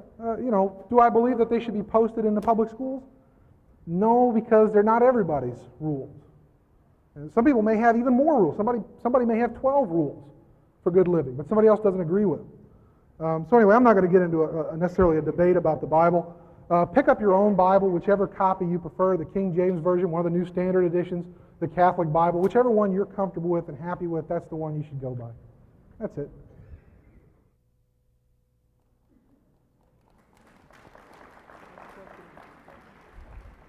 Is my microphone? There it goes. Ooh, oh. Technology is our friend. If evolution is true, why don't we have apes instead of babies? We do. Human beings. This gets to the question of whether or not humans are animals. Some creationists will tell you that we're not animals. We are animals. We eat, we sleep, we reproduce, we defecate, we do all those nasty things we don't like to talk about in public, but by golly, every one of us does them. If that doesn't make us animals, what does? Do we have dominion over the animals? Of course we do. We've got all the power. Give birth to an ape? Well, we can't do that. I've already talked about, chimpanzees are the closest to us genetically, but there's a little problem with the chromosomes. I personally believe that we shared a common ancestor 5 million years ago with chimpanzees. Not that we evolved from chimpanzees, but that we had a common ancestor. The common ancestor probably had 48 chromosomes. And by the way, I'll point out something that Mr. Hovind said earlier about, let me see if I get this. Well, no, I think I'll save that for my closing remarks. Chimpanzees have one extra set of chromosomes. We can't physically reproduce with chimpanzees.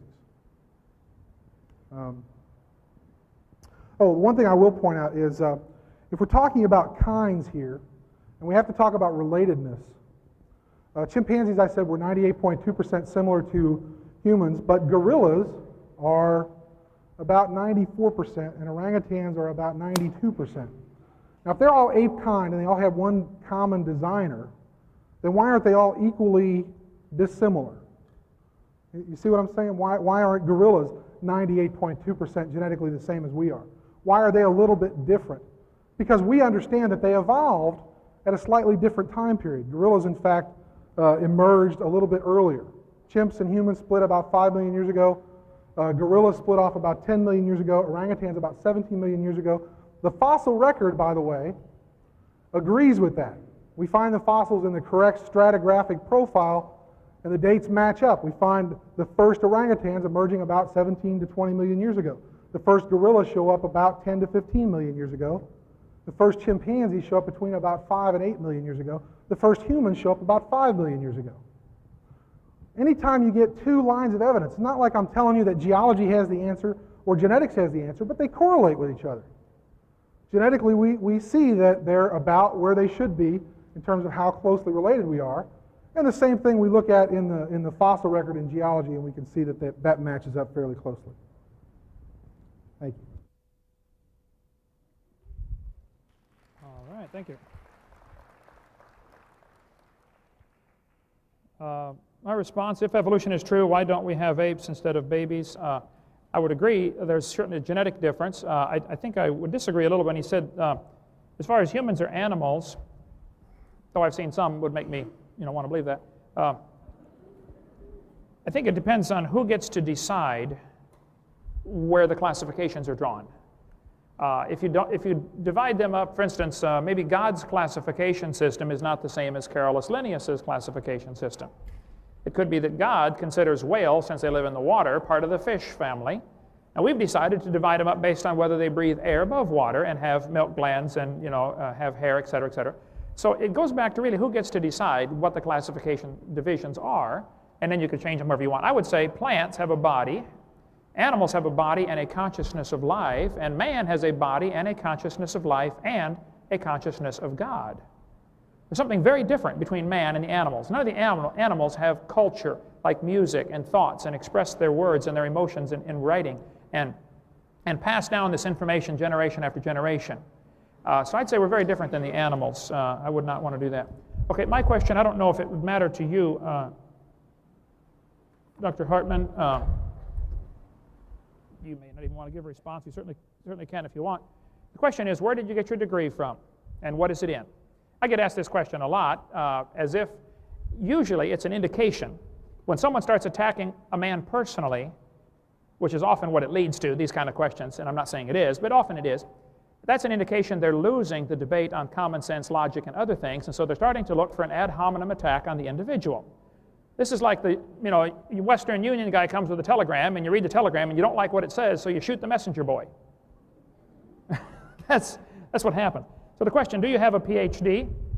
The dictionary definition of PhD is a doctor of philosophy.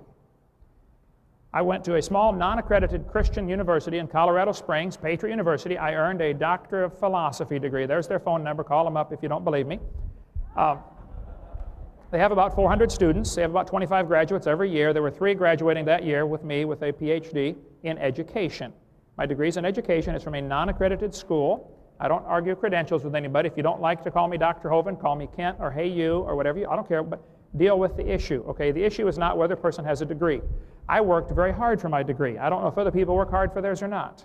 But when a person gets to the point where they're attacking you personally, that's an obvious sign they are losing the debate. So keep that thought in mind. Thank you.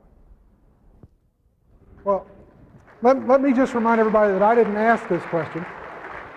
So, and I don't participate in the ad hominem, I'm not going to attack Dr. Hovind at all. Where did I get my education and what subject? I have a Bachelor's of Arts degree from the University of Missouri, granted in 1990, in anthropology, and I have a PhD, a Doctor of Philosophy, from Texas A&M University, Giga Maggies, right? From 1996, also in anthropology. My dissertation was in archaeology, and it's available, by the way, if you want to look at it, through University of Microfilms. I didn't bring a copy of my diploma, but I have it hanging on my wall if anyone cares to look at it. That's the answer to that question. Oh, my question. Well, I love this question. How, if we evolved from apes, why do we have a consciousness, know what is right and wrong? Some of these are in pencil and they're kind of hard to read. How, if we evolved from apes, why do we have a conscience, know what is right and wrong, and apes do not? I work with apes almost on a daily basis. In fact, I'm on the board of governors for the Little Rock Zoo, and I'm also director of the Primate Enrichment Program. And I didn't know, by the way, I thought this would be a good time to bring this up, that y'all were taking up a collection. We're going to split the money with us. I got a little speaking fee last year when I was here, and I donated the money to the Primate Enrichment Fund at the Little Rock Zoo. So if I get any money tonight, that's where the money's going to go. We use it to buy what we call enrichment items. See, because apes are very similar to humans in terms of their consciousness, in terms of their behavior, in terms of their intelligence. For example, that chimpanzees have been given human intelligence tests and have scored in the low 60s, which is just below normal for human intelligence. I wonder what they would score if they were given an ape intelligence test and what we would score on that test. See, I think they do know right from wrong. I work with these guys on a regular basis. In fact, I encourage you all to come to the zoo, and if you get out there about 9 o'clock or 9:30 in the morning, you'll see the results of this enrichment program. I've got a lot of my students that work with me out there. Let me tell you what behavioral enrichment is. Apes are kind of like humans, mentally. In other words, if you just put one in a cage, and a lot of you may remember the Little Rock Zoo when they used to put the primates in the concrete cages with the bars, and they would sit there and throw feces at you or bang their head against the bars. Think about what you would do if you were locked in solitary confinement and had people come and stare at you all day and throw things at you and spit at you. You'd go crazy. And that's what the apes do. They go crazy. One of the ways we try to overcome that is providing what we call behavioral enrichment. We give them things to do to occupy their minds because they have minds that need to be occupied. We give them toys to play with. We give them, we don't just throw their food to them like we used to do in the old days at the zoo. We put it in puzzle boxes, things they have to manipulate with their hands, figure out with their brain how to get this puzzle open so I can get the food out. I encourage you all to come to Little Rock Zoo between 9 and 9:30 in the morning, go up to the great ape area, and you'll watch the apes come out and get their enrichment items. You'll see them play with it. They use clothing. They use boxes. You know, they can communicate with us using American Sign Language. I had an interesting debate with a linguistics professor one time who said that apes don't understand language. They do simple mimicry. And I said, well, you know, Washu, the chimpanzee, knows 290 signs in American Sign Language. How many words of chimpanzee do you know? Thank you.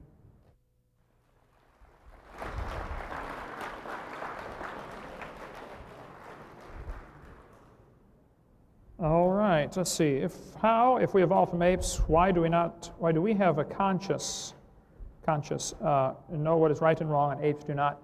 I think it is fascinating to study the apes. The apes are very complex creatures, and I'm thrilled for those who take time to study them and try to protect them and things like that. I'm certainly not in favor of exterminating any species at all.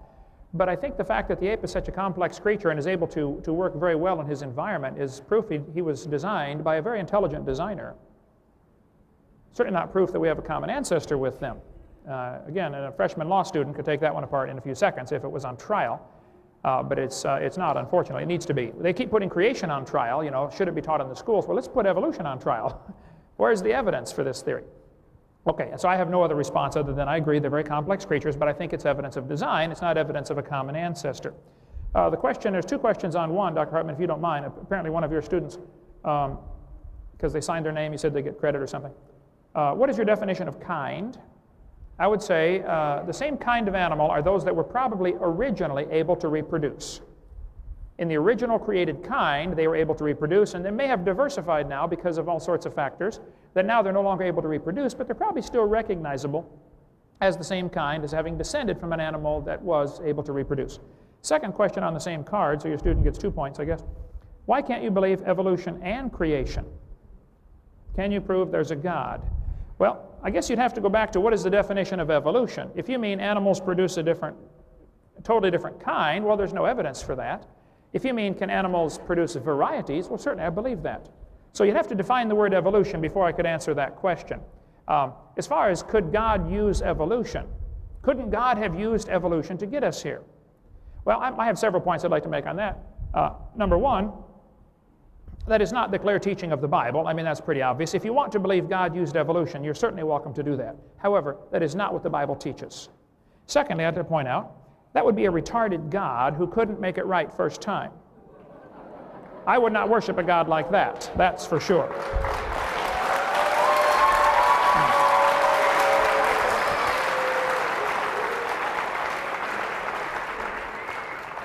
My personal unbiased opinion is that people who believe in theistic evolution are trying to find a nice little God that they can put in a box someplace and control him because they don't want him controlling their lifestyle. That's my personal opinion.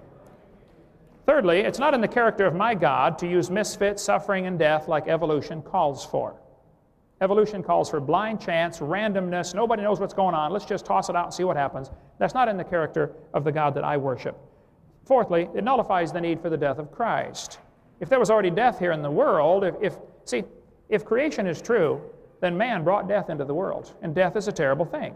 If evolution is true, death brought man into the world, and death is a wonderful thing because that's how we get ahead. See, if evolution is true, one species has to, or one animal within the species has to evolve a little better than the rest, and the rest of them have to die in order for the good one to take over the living space. That's Adolf Hitler's philosophy exactly. Number 5, There's no evidence for evolution anyway, so why compromise a perfectly good Bible with a dumb theory like that?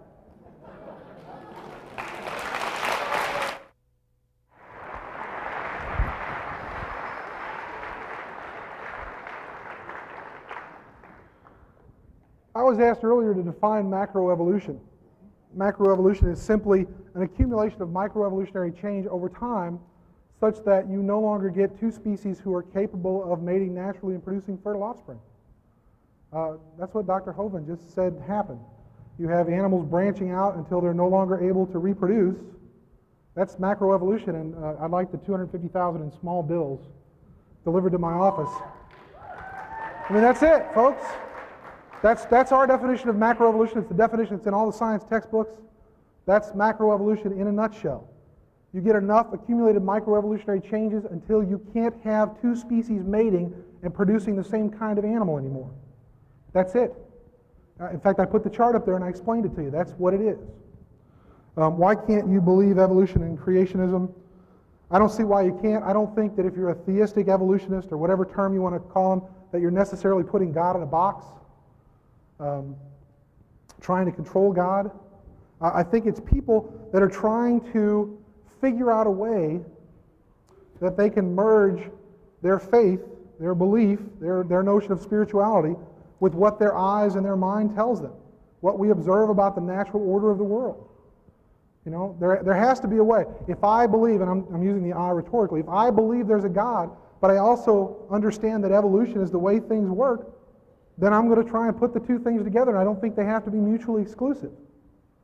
Can you prove there is a God?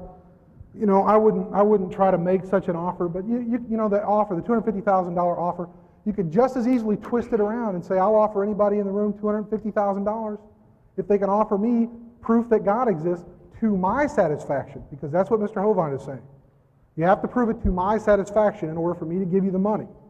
Well, again, I'll ask what his criteria are. Well, proving all five of those literally means you do have to create a new universe, because that's the first step in his list of things that you have to prove.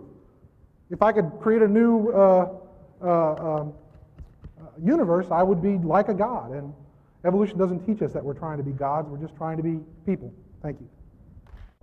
Okay, my question here was asked, what about the geologic column? Discuss the significance or lack of it to the layers of geologic formation.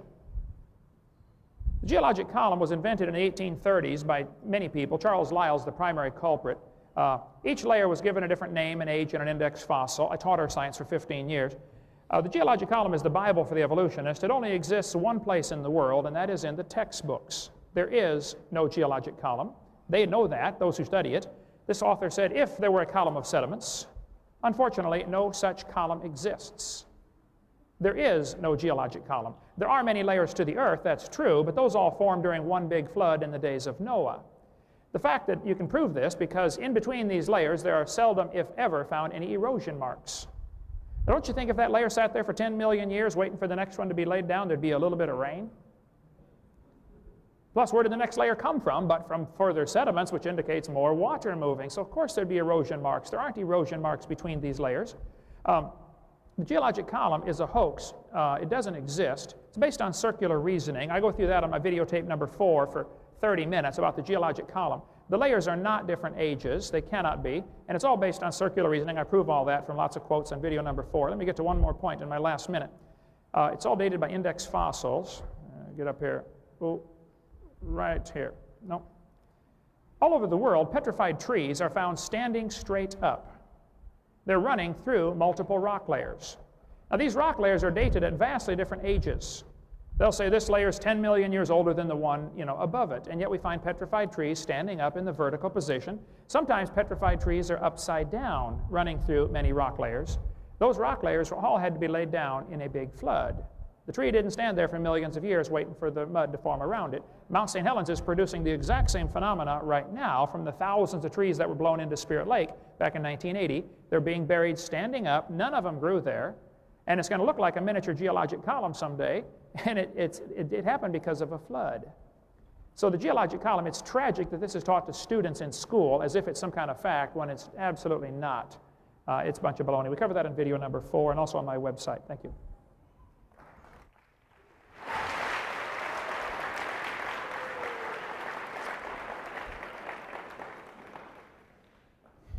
The geologic column doesn't necessarily exist in someone's mind. There probably is no place on Earth where you're going to find a 4.5 billion year old layer and every single layer in between. Because of the natural processes of the Earth, the way we understand the natural processes of the Earth, we have two basic processes, deposition and erosion. Deposition puts things down and erosion takes things away. To say there's no evidence that there was any stability, well, I would ask about the Lake Tanganyika footprints, the hominid footprints that are 3.2 million years old. There was a layer of volcanic sediment deposited. Some early humans, early hominids, walked across the ash layer, and then there was another volcanic eruption that buried the footprints, so that obviously there had to be some point in time when that landscape was stable. People were walking across it. It didn't just all appear in one instance. In fact, where did these footprints come from if all the human beings were being wiped out in this single flood instance, and the ones that survived were all on the ark, safe and sound? Who were these folks that were walking across, leaving these footprints in these layers where there should be nothing in between these layers? Because the layers all were put down at the same time.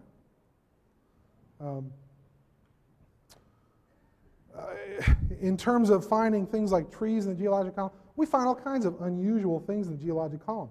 It's because the Earth is not static. It moves around a lot. In fact, if you want to understand stratigraphy, which is the science, the study of the layers of the Earth, and you'll learn this in geology class, you have to understand that we talk about layers being deposited, the oldest ones first, kind of like building a layer cake. You put the first layer of cake on, put a little icing on it, put the next layer on top. Which one was there first? The one at the bottom. But we also talk about that in a conformable sequence. That means where there hasn't been any evidence of earthquakes or volcanism or things where things get shifted around, things get mixed up. That's quite common, and you have to be able to read the Earth. I have to stop there, but thank you. Oh, I guess I have the next question. This one says, Mr. Hartman, why do you think people should have more than one religion? And if you read the Bible, why do you teach evolution? I mean, the answer is clear, black and white. I don't think people should have more than one religion. I think you should have whatever religious beliefs you're comfortable with. Religious beliefs, lack of religious beliefs. I'm not going to dictate to you how you should believe, whether you should not believe. That's why I don't stand up here and tell you that if you accept evolution, you must reject God, any more than I will say, if you accept God, you must automatically reject evolution. If you read the Bible, why do you teach evolution? I mean, the answer is clear, black and white. Boy, not everybody reads the Bible. What do we do with those people? We just tell them they're wrong. They're all going to hell, by the way, even though they may never have seen a Bible. What do we do about all the people that died before the Bible was written, or while it was being written, before they had a chance to read it? Where are they right now? We're just going to automatically, off the cuff, condemn these people. Well, I don't think we can do that. I don't think that, you should necessarily say, okay, this is my religious belief, and it should be yours because I'm right. And that's the only basis for this, because the Bible is a book of faith, right? You believe it or you don't believe it. If you believe it, well, great, good for you. How many different versions of the Bible are there? Just one? Oh, I don't think so. There are different interpretations. My Catholic Bible, when I was growing up, has extra books in it. The books of the Apocrypha. I'm sorry? Heresy. Okay. Now I'm going to be heckled. Thank you. I appreciate that. Talk about ad hominem attacks, right? Thank you. I won't, by the way, return the favor. I won't do that. There's a billion Catholics in the world. They're all wrong. We're right. We know we're right because we're who we are. I'm divinely inspired. I know I'm right. Somebody else makes the same claim. It's the same thing we're doing up here in this debate. Stand up right now if you walked into this room believing that evolution was the be-all, the end-all, the word and the way, and now you've changed your mind. Or vice versa. I'm a Bible-thumping Christian, by golly, but you know what? I'm going to throw my Bible in the trash can because I don't believe it anymore. Did we change anybody's minds that radically tonight? not going to happen. I could be standing up here, an audience of Baptists, an audience of Presbyterians. I've given debates and lectures to Unitarian churches, to Catholic churches, to Lutheran churches. I listened. During the break, I had a gentleman come up and tell me that, basically I was misguided, I was evil, I had these evil followers. I don't know where that, but he loved me. He said, but I love you. You're evil, you're a bad fellow, you're teaching our children all these bad things, but I love you. Well, I appreciate that. Thank you.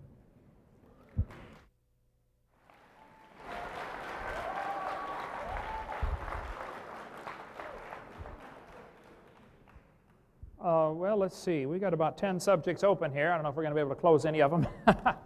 I do appreciate the response to, as far as ad hominem attacks, that's certainly not necessary.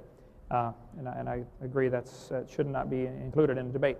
The material that we're discussing needs to stick with science. Quite a few of these questions deals with which version of the Bible and stuff like that. Though I have a very strong opinion on that topic, I don't think that's the purpose of this debate tonight.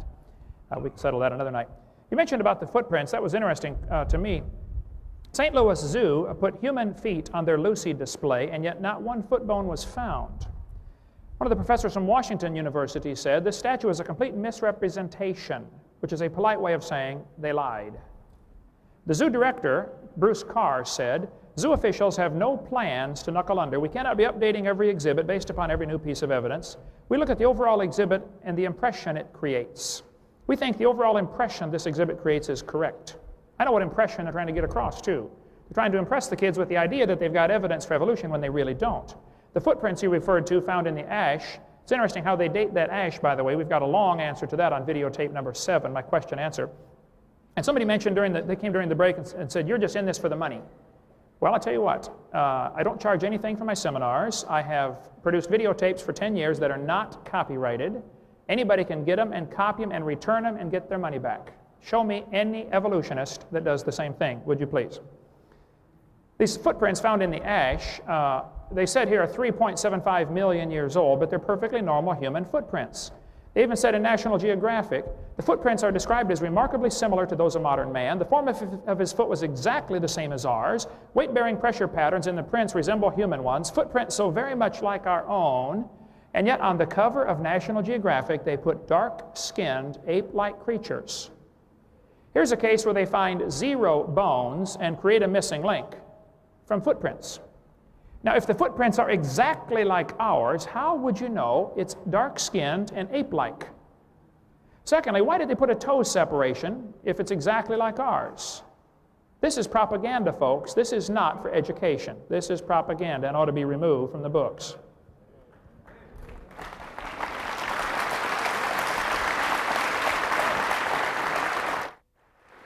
Oh, I think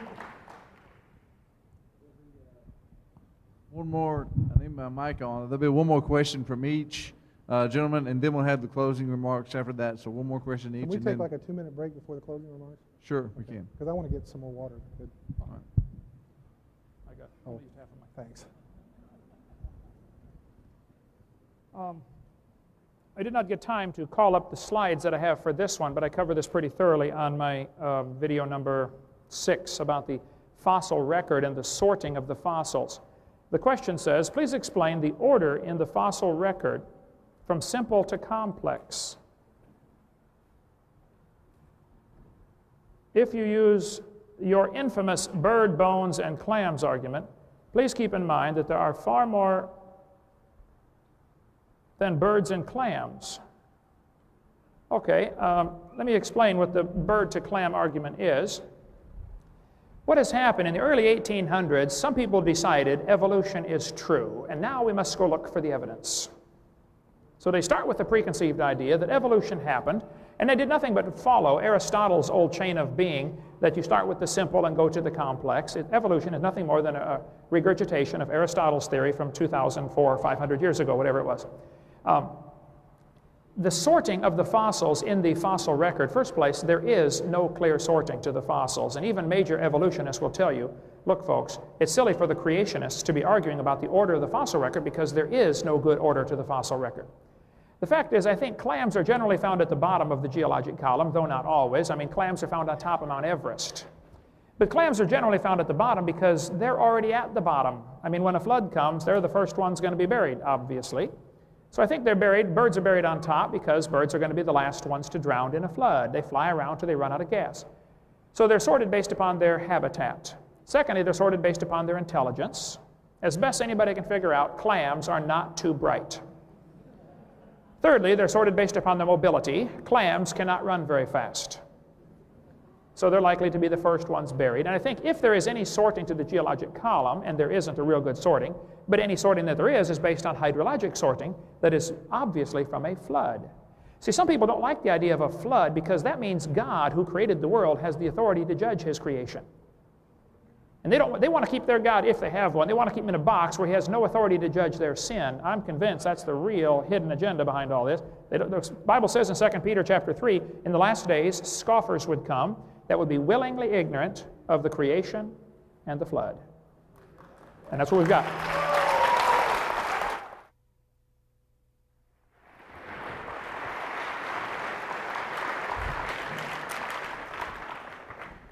Well, first of all, if there's no order, then there can be no sorting, so that the clams wouldn't be at the bottom because they were stupid and the birds at the top because they were smart enough to fly away from it. They would be all mixed up. You wouldn't find the dumb animals at the bottom and the smart animals at the top. You simply would find everything all mixed up. The rest of the question, which I don't think Mr. Hovind got to, it's difficult to read, admittedly. If you use your infinite bird and bones and clams arguments, please keep in mind that there are far more than birds and clams, and explain why the lighter, less dense creatures are near the bottom. Well, you know, if the dinosaurs got caught in the flood, and you know, maybe Noah did take two of each kind of dinosaur, two dinosaur kind, but the rest of them certainly got wiped out in the flood. They're heavy. Shouldn't they sink to the bottom? Heavy things sink to the bottom when they drown. Bodies sink to the bottom until they start to decompose and they bloat and they float back up. So why wouldn't you find everything that just sort of settled to the bottom? These things sort of settle out and they get all mixed up when they settle out. Interesting note, the single catastrophic event. You know, we brought up the fact earlier that in the Bible it claims that the earth is flat. You're also talking about a culture, when the Bible was written, or at least parts of it were written, who lived in fertile river valleys. And to them, catastrophic events were floods. So it was natural for them to write about floods.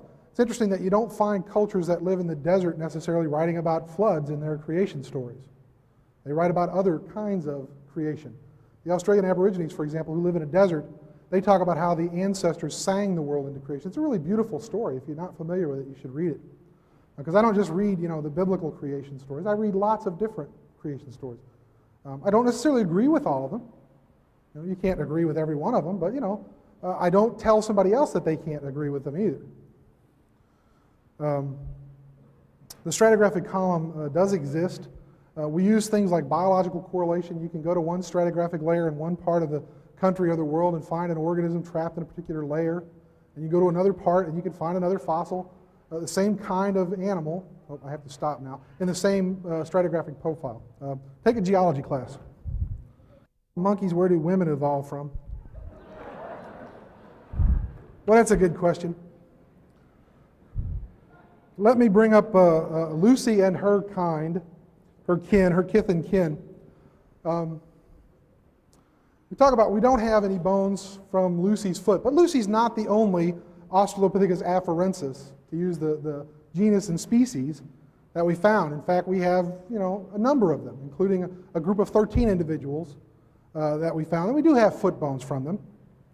And this is just a comparison of a chimpanzee foot, an Australopithecine foot, not necessarily Lucy's foot, okay, but one of her species, and a human foot. And to talk about the fact that the footprints are fake because they're modern human footprints, this is an outline of one of the footprints at Lake Tolly, and it is clearly not a modern human footprint. It is what we would consider a transitional footprint. If an ape footprint, apes have opposable big toes, not unlike our thumbs. They're not exactly the same. Apes have slightly longer fingers and slightly shorter thumbs, but they're opposable. And believe me, you go to the zoo and you can watch, chimpanzees can climb the heck out of trees. They got 4 hands, essentially, right? So they have an opposable big toe. Humans don't. We're bipedal creatures. We walk upright. We have a big toe that's in line with the rest of our toes. The soldiers all line up in perfect order. In fact, I'll tell you all to do an experiment tonight. When you get up and walk around, Feel the weight of your body and how it's distributed on your feet. One of the reasons why that big toe is where it is because it's a major balance point. If you lose your little toe in an accident, get it cut off, you don't have to necessarily learn how to walk all over again. It might be difficult, while it's sore, but if you lose your big toe, and my nephew had a lawnmower accident, he lost his big toe to a lawnmower, it took him several months of recuperation and therapy to learn how to walk again because he lost a major balance point. That's what we use it for. Okay? The footprint of the Australopithecines that lived about 3 million years ago, which is about halfway in between when we think humans first emerged and today, has a foot that is transitional. Here are the bones, and here's an outline of the footprint. This is an outline of the Laetoli footprint with the bones superimposed so you can see how it fits together. The big toe is off at an angle. It's not opposable like you would expect to see an ape footprint. It's not straight in a line like you would expect to see a modern human footprint. Okay? It is what we call a divergent big toe. It's off at a slight angle. Now, if I'm going to tell you that in evolutionary terms, we transitioned, we went from a quadruped, an ape-like creature that had opposable big toes, to a bipedal human-like creature that doesn't have an opposable big toe, the transition has to be somewhere in the middle. It can't be fully opposable and it can't be in a straight line. It's somewhere in between, and that's, by golly, what we see here, somewhere in between. And I'll stop there.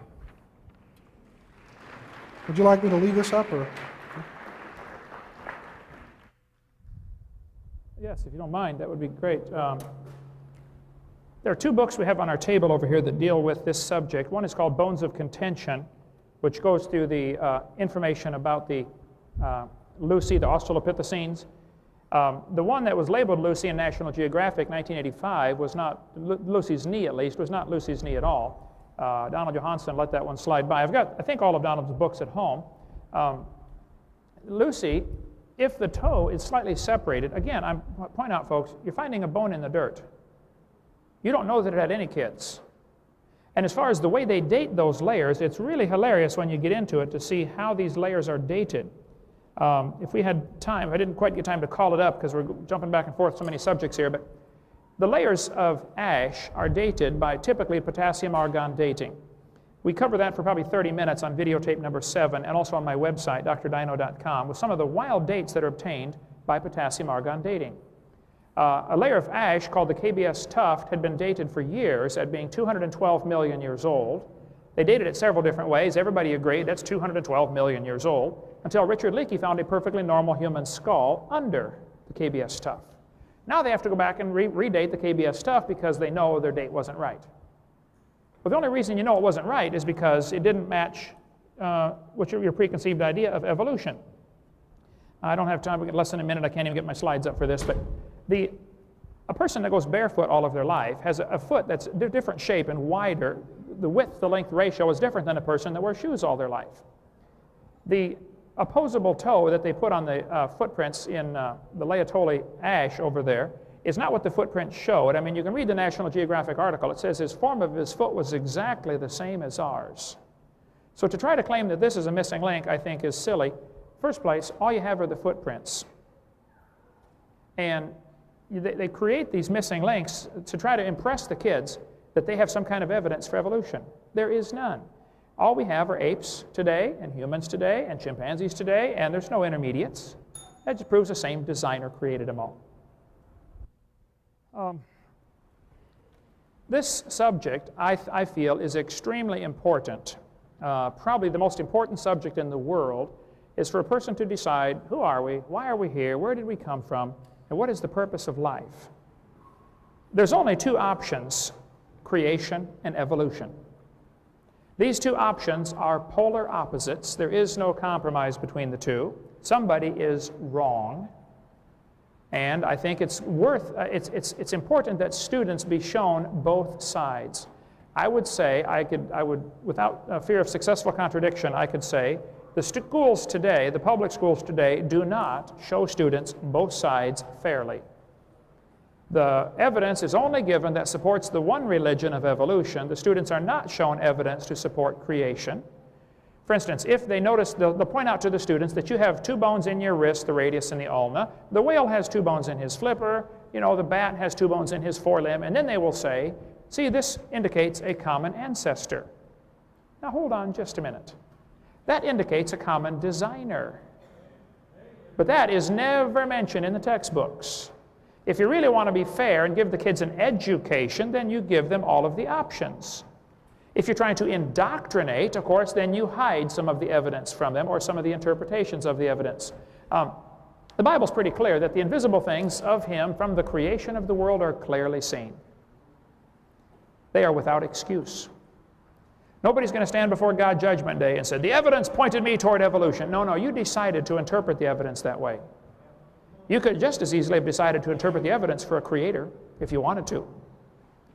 Some people don't like the idea that God created the world because that means there might be some accountability, there might be some rules, you know, thou shalt not commit adultery or thou shalt not steal or something like that. And I'm not saying that every person who believes in evolution is wicked, but I've met an awful lot of people who like the theory because it justifies their lifestyle. I've met an awful lot of folks like that. Look, if I was going to invent a God, I would not invent one that tells me I can't do certain things that I like to do. The Christian God would be the last one somebody would invent, because He tells you thou shalt not do some things, and that's just natural. You want to do some of those things that He says you shouldn't do. The God of the Bible is not the God of our imagination. It's the God of the universe that created everything. And there's going to be no excuse. When we stand before Him, every knee shall bow, and you will be judged according to God's Word. The Bible says, though, in 2 Thessalonians, that God shall send them strong delusion that they should believe a lie. My 30-year study of this has led me to the conclusion that evolution is a lie, and those who believe it are deluded. We see evidence for microevolution, and they are deluded into believing that that is evidence for macroevolution and cosmic evolution and the other ones that I gave. There are 6 different meanings, folks.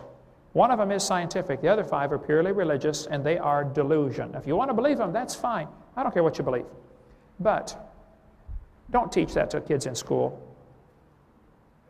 Now, if you want to teach your kids at home, keep your religion at home, okay? Teach them you came from a monkey if you want, or teach them you came from a rock if you want. I don't care what you want to teach your kids at home. But I object to them using my tax dollars to spread this stuff in our schools. See, these two theories are polar opposites. If creation is true, there's a creator. It's plain and simple. Some people don't like that idea because it chaps their hide. If evolution is true, there is no creator. If creation is true, there are rules. If evolution is true, there are no rules.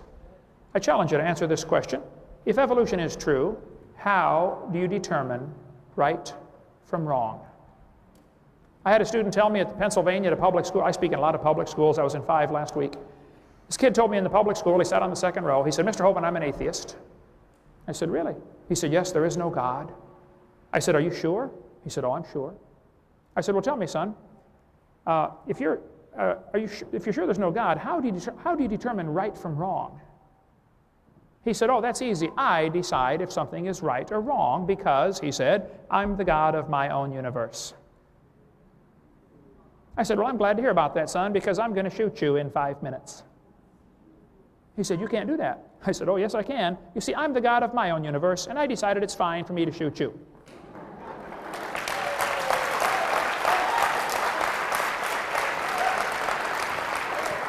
Now, one professor was getting pretty upset in a debate I did one time, and he said, there are no absolutes.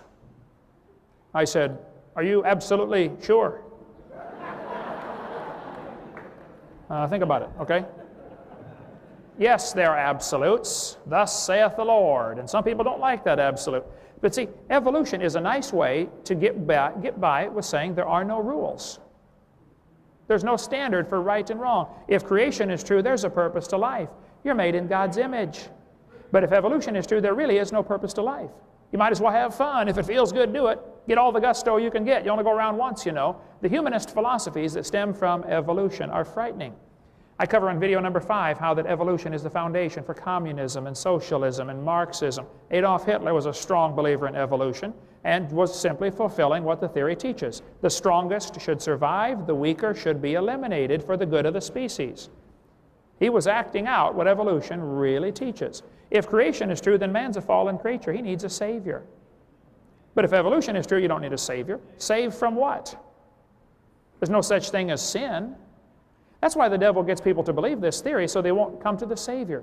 He hates you. He wants you to go to hell. God loves you. He wants you to come to heaven.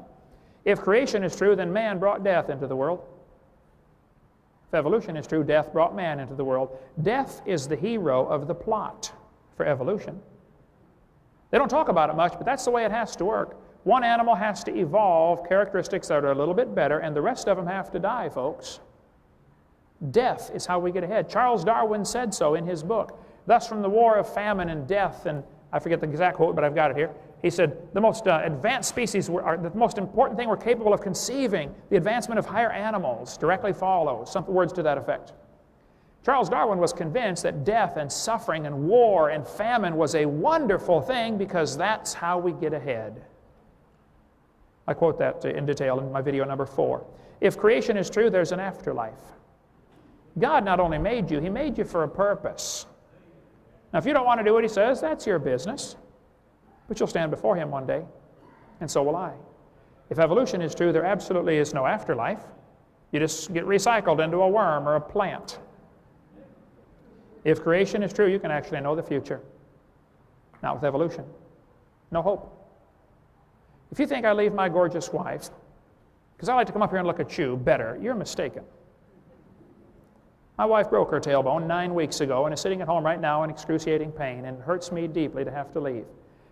She's fine. I can't do anything much for her except, sit there and talk to her and comfort her. But I came because I want students to see there's evidence for the other side, and there is no evidence that we've seen any animal produce any different kind of animal.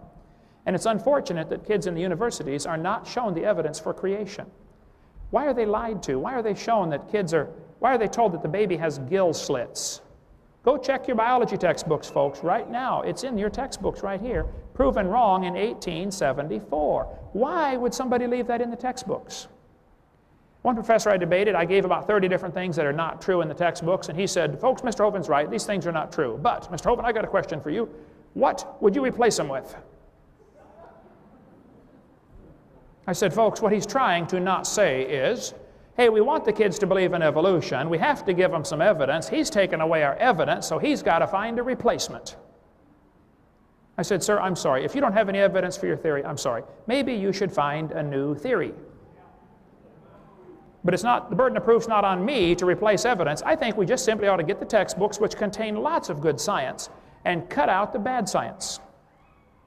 And I go through that on video number 4 of all the pages that need to be removed from your textbooks, and the books will be fine. You don't need to buy a whole new book. I'm not trying to get creation into the schools. I'm not trying to get the Bible into the schools. I want the schools to teach science. And evolution is not part of science. Microevolution is really a bad name. We ought to just call it a variation. That's all it really is. See, the devil's a liar. He's deceived people. The Bible says he's a liar. I think he's using this evolution theory to lead folks to hell. Now, you don't go to hell because you believe in evolution. You go to hell because you haven't accepted Jesus Christ. And I don't want anybody to go to hell. Hey, if you died today, where would you go? You're going to be dead for a long time, The Bible says God cannot lie. He said He'd save you if you'd ask Him. 31 years ago, I asked Him. Every one of us is going to die. I'm going to try to make it the last thing I do, but it's going to happen. And it's going to happen to you too, and you better be prepared for that because you're going to be dead for a long time. I know one thing. Even if all else is taken away, my position is certainly a lot safer. If I'm wrong, I haven't lost a thing. I've had a wonderful life. What if the evolutionist is wrong? It's going to be a fearful thing to fall into the hands of an angry God. Thank you so much.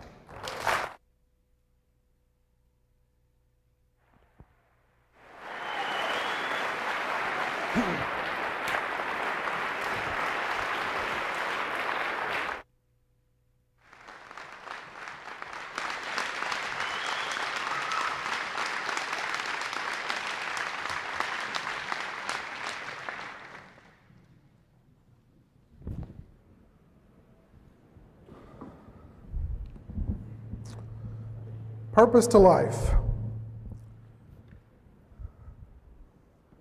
Well, let me start with that. Purpose to life. Dr. Hovind started out earlier this evening talking about humans having a basic desire to understand things, where we came from, how we came to be. why we are where we are. We all have a curious nature, don't we? I mean, human beings are curious, if nothing else. I mean, if we weren't, we wouldn't be doing half the things that we're doing. What purpose to life does evolution offer us? Well, it offers us a chance to learn where we came from, how we came to be, what we're doing here. No morals. Evolution doesn't really discuss morals or not. That's a question for society. What would happen if Dr. Hovind decided that I'm going to murder you in 5 minutes? Would all of you just stand here and let him do it because that's his personal belief and he believes that that's right? Society doesn't allow that. Society sets rules. There are lots of societies that aren't based on the Christian faith that have lots of moral rules. People understand right from wrong whether it's dictated to them in a religious doctrine or not. We have to have rules if we're going to live in a society. Don't we? See, if you look at, I also teach about different cultures in the anthropology department. If you look at a hunting and gathering society, a small group of people, 25 people, living together in a certain area, and they sort of wander around the landscape hunting and gathering for a living, they don't have a whole lot of rules because there's only 25 of them. 25 people, they all know each other. They all know if you screw up. They know if you took it into your own mind to murder somebody else. They're not going to let you get away with it. But what happens when society starts to grow? There are more and more and more of us. How many people do you think are in this room right now? 100, 200 people? Could we all get along the same way? We have to set down some kind of rules. How many people in here have ever broken a law in your life? Raise your hand if you've ever. Speed limit. That's a law. That's wrong, folks. But, you didn't get caught. Or maybe you did get caught and you had to pay a little fine. How many people have ever murdered somebody in here? Raise your hand if you've committed murder. Well, nobody's going to raise their hand because the rest of us are going to turn around and go, they did it. It's because we as a society decide what rules we're going to live by, what rules we're going to have to obey. And there are sort of minor rules and major rules. You have to understand how society functions, how culture functions. Culture didn't just appear overnight either. It's evolved. Lots of the great state-level societies, the Western world is included in this, have rules that are based on religious doctrines. The Egyptians had rules. The Aztecs had rules. Some of them were pretty nice rules and some of them were pretty evil rules or bad rules. It depends on your way of looking at things. We don't necessarily excuse them. All westernized societies that are based on Christianity aren't always good. Now, the Muslims will attest to that during the 12th and 13th centuries when the Crusades were happening. A group of religious people got together and decided to go out and convert or kill people if they didn't want to be converted. Well, Dr. Hovind was also spending a great deal of time saying that we want evidence. Show me the evidence. Like, show me the money. Show me the beef. Where's the beef? Give me the evidence. He's holding us up to a standard that he doesn't want to participate in. Here's my offer. Here's my proof. It's in this Bible. Believe it or don't believe it. If you don't believe it, boy, are you going to be in trouble. Maybe, maybe not. There are an awful lot of people, evolutionists aside, take the evolutionists out of the equation. There are lots of other people who are devoutly religious, hold very deep religious beliefs, who would argue that point, just as vehemently as he would argue his point. But see, most of the people in this room agree with him, so he's right. The other people are wrong. We know they're wrong. They lose. Boy, don't you wonder why there's so much strife in the world? Why we all can't get along? Why can't we? Why don't we all agree? If this is the truth, there's an awful lot of people being deceived. Maybe they are. I'm not telling you they are, they aren't. That's not what I'm here to do. That's for you to decide for yourself. A personal decision. I don't think it's fair to hold somebody up to a level of proof that you're not willing to hold yourself up to. What benefits do we get from evolution? I think he mentioned that there weren't any. How many of you here have been vaccinated for any number of diseases? Anything. Measles, Smallpox, polio, all of that came out of evolutionary studies. We studied viruses, we studied bacteria, we studied parasitology. We look at parasites, things that make us sick. And we come up with ways to combat them that are a direct result of evolutionary studies. We understand how these things came to be, how they live. Viruses are weird little creatures. We're not really sure if they're alive or not. They're sections of DNA, they're fragments of DNA that invade your cells, right? Like the flu virus. And it does weird things to your cells, and we have to figure out a way to combat it. How many of you had a flu shot this year? I had one. I have to get one if I work at the zoo. Anybody get the flu regardless of having the flu shot? Because there are different strains of flu out there. And they're evolving. They're constantly new ones. They're becoming resistant to our antibiotics. If you go to the doctor and they put you on antibiotics, the next time you go, they can't put you on the same ones because the virus that you may have may be resistant to that. That's evolution.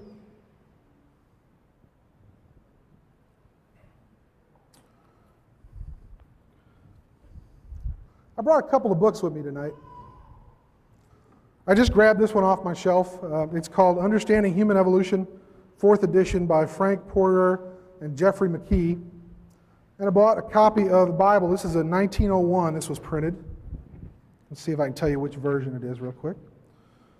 The Holy Bible containing the Old and New Testaments translated out of the original tongues, being the version set forth AD 1611, compiled with the most ancient authorities and revised AD 1881 to 1885. It's the 1901 Standard Edition. There's a difference between these two books. This is a science book, and this is a religious book. You're not going to find any science in here. You're probably not going to find a lot of religion in here. Okay? There's a difference. This is a science book. It was meant to be revised because science is constantly changing. We're constantly finding new things. Dr. Hovind keeps pointing out all the things that Charles Darwin said. Most evolutionists would say, well, Charles Darwin had a lot of, he set forth a lot of our basic understanding of evolution, but we don't simply hold up Darwin and say, he was right. It's all natural selection. It's everything he said is correct. We've revised his theories. This is the 4th edition of this book. Every 2 or 3 years, we revise what's in the book because we learn new things. We're constantly learning new things. We know more now than we knew 140 years ago when Darwin wrote The Origin of Species. He didn't know about Gregor Mendel's work with the pea plants from the 19th century. That wasn't rediscovered until the early 1900s. He didn't understand DNA. If he had, he probably would have written a little bit different version of his theory, the same way we're doing today. We revise the science books. We're not trying to deceive anybody. If you pick up a book from the 1960s, there will undoubtedly be errors in it because we've learned new things. 100 years ago, we didn't understand that bacteria could cause diseases. 150 years ago. Now we do. Should we not put that in the science book? Should we not revise the theory? We have to. This book was not designed to be revised. Right? We can't use this simply to explain all of nature. God gave us a curious nature, and then he said, all the answers you need are here. Why do we have a curious nature? Why do humans seek to understand where we come from? I know a lot of you are anti-Catholics. I got that from the heckling I got earlier. But I thought I would read part of the papal bull put out by Paul II. It has nothing to do with Catholicism. He simply said that the Bible does not attempt to teach us how heaven was made. It's simply there to tell us how to get there. Other books need to address how the heavens were made, how we came to be, where we came from. Evolutionary theory is a scientific theory. It's not a belief system. I don't care if you believe in it or not. It doesn't alter the basic concepts as we understand them. Microevolution is there. We understand microevolution to be accumulated into macroevolutionary changes, which causes one species not to be able to breed with another species. Dr. Hovind's already admitted that that is true. He said there certainly are creatures like that. There have to be. If that's true, then you have to accept evolution. Now, whether or not you choose to accept the Bible as well, that's your business. I have to stop now. Thank you very much. I appreciate your time, and I appreciate you inviting me.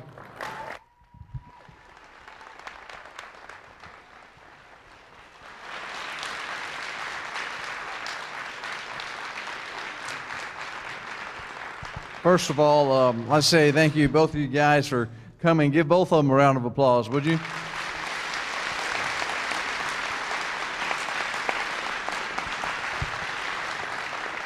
The primary reason for Heritage Baptist Temple holding this debate is not to get you just to believe in creation, but it's that you'll be saved.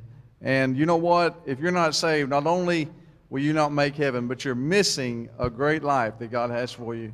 Our desire is not that we're putting our thumb on you and making you feel ignorant and making you feel strange, but our desire is, hey, we know what it means to be saved and what a blessing it is. So why don't you just look to the truth?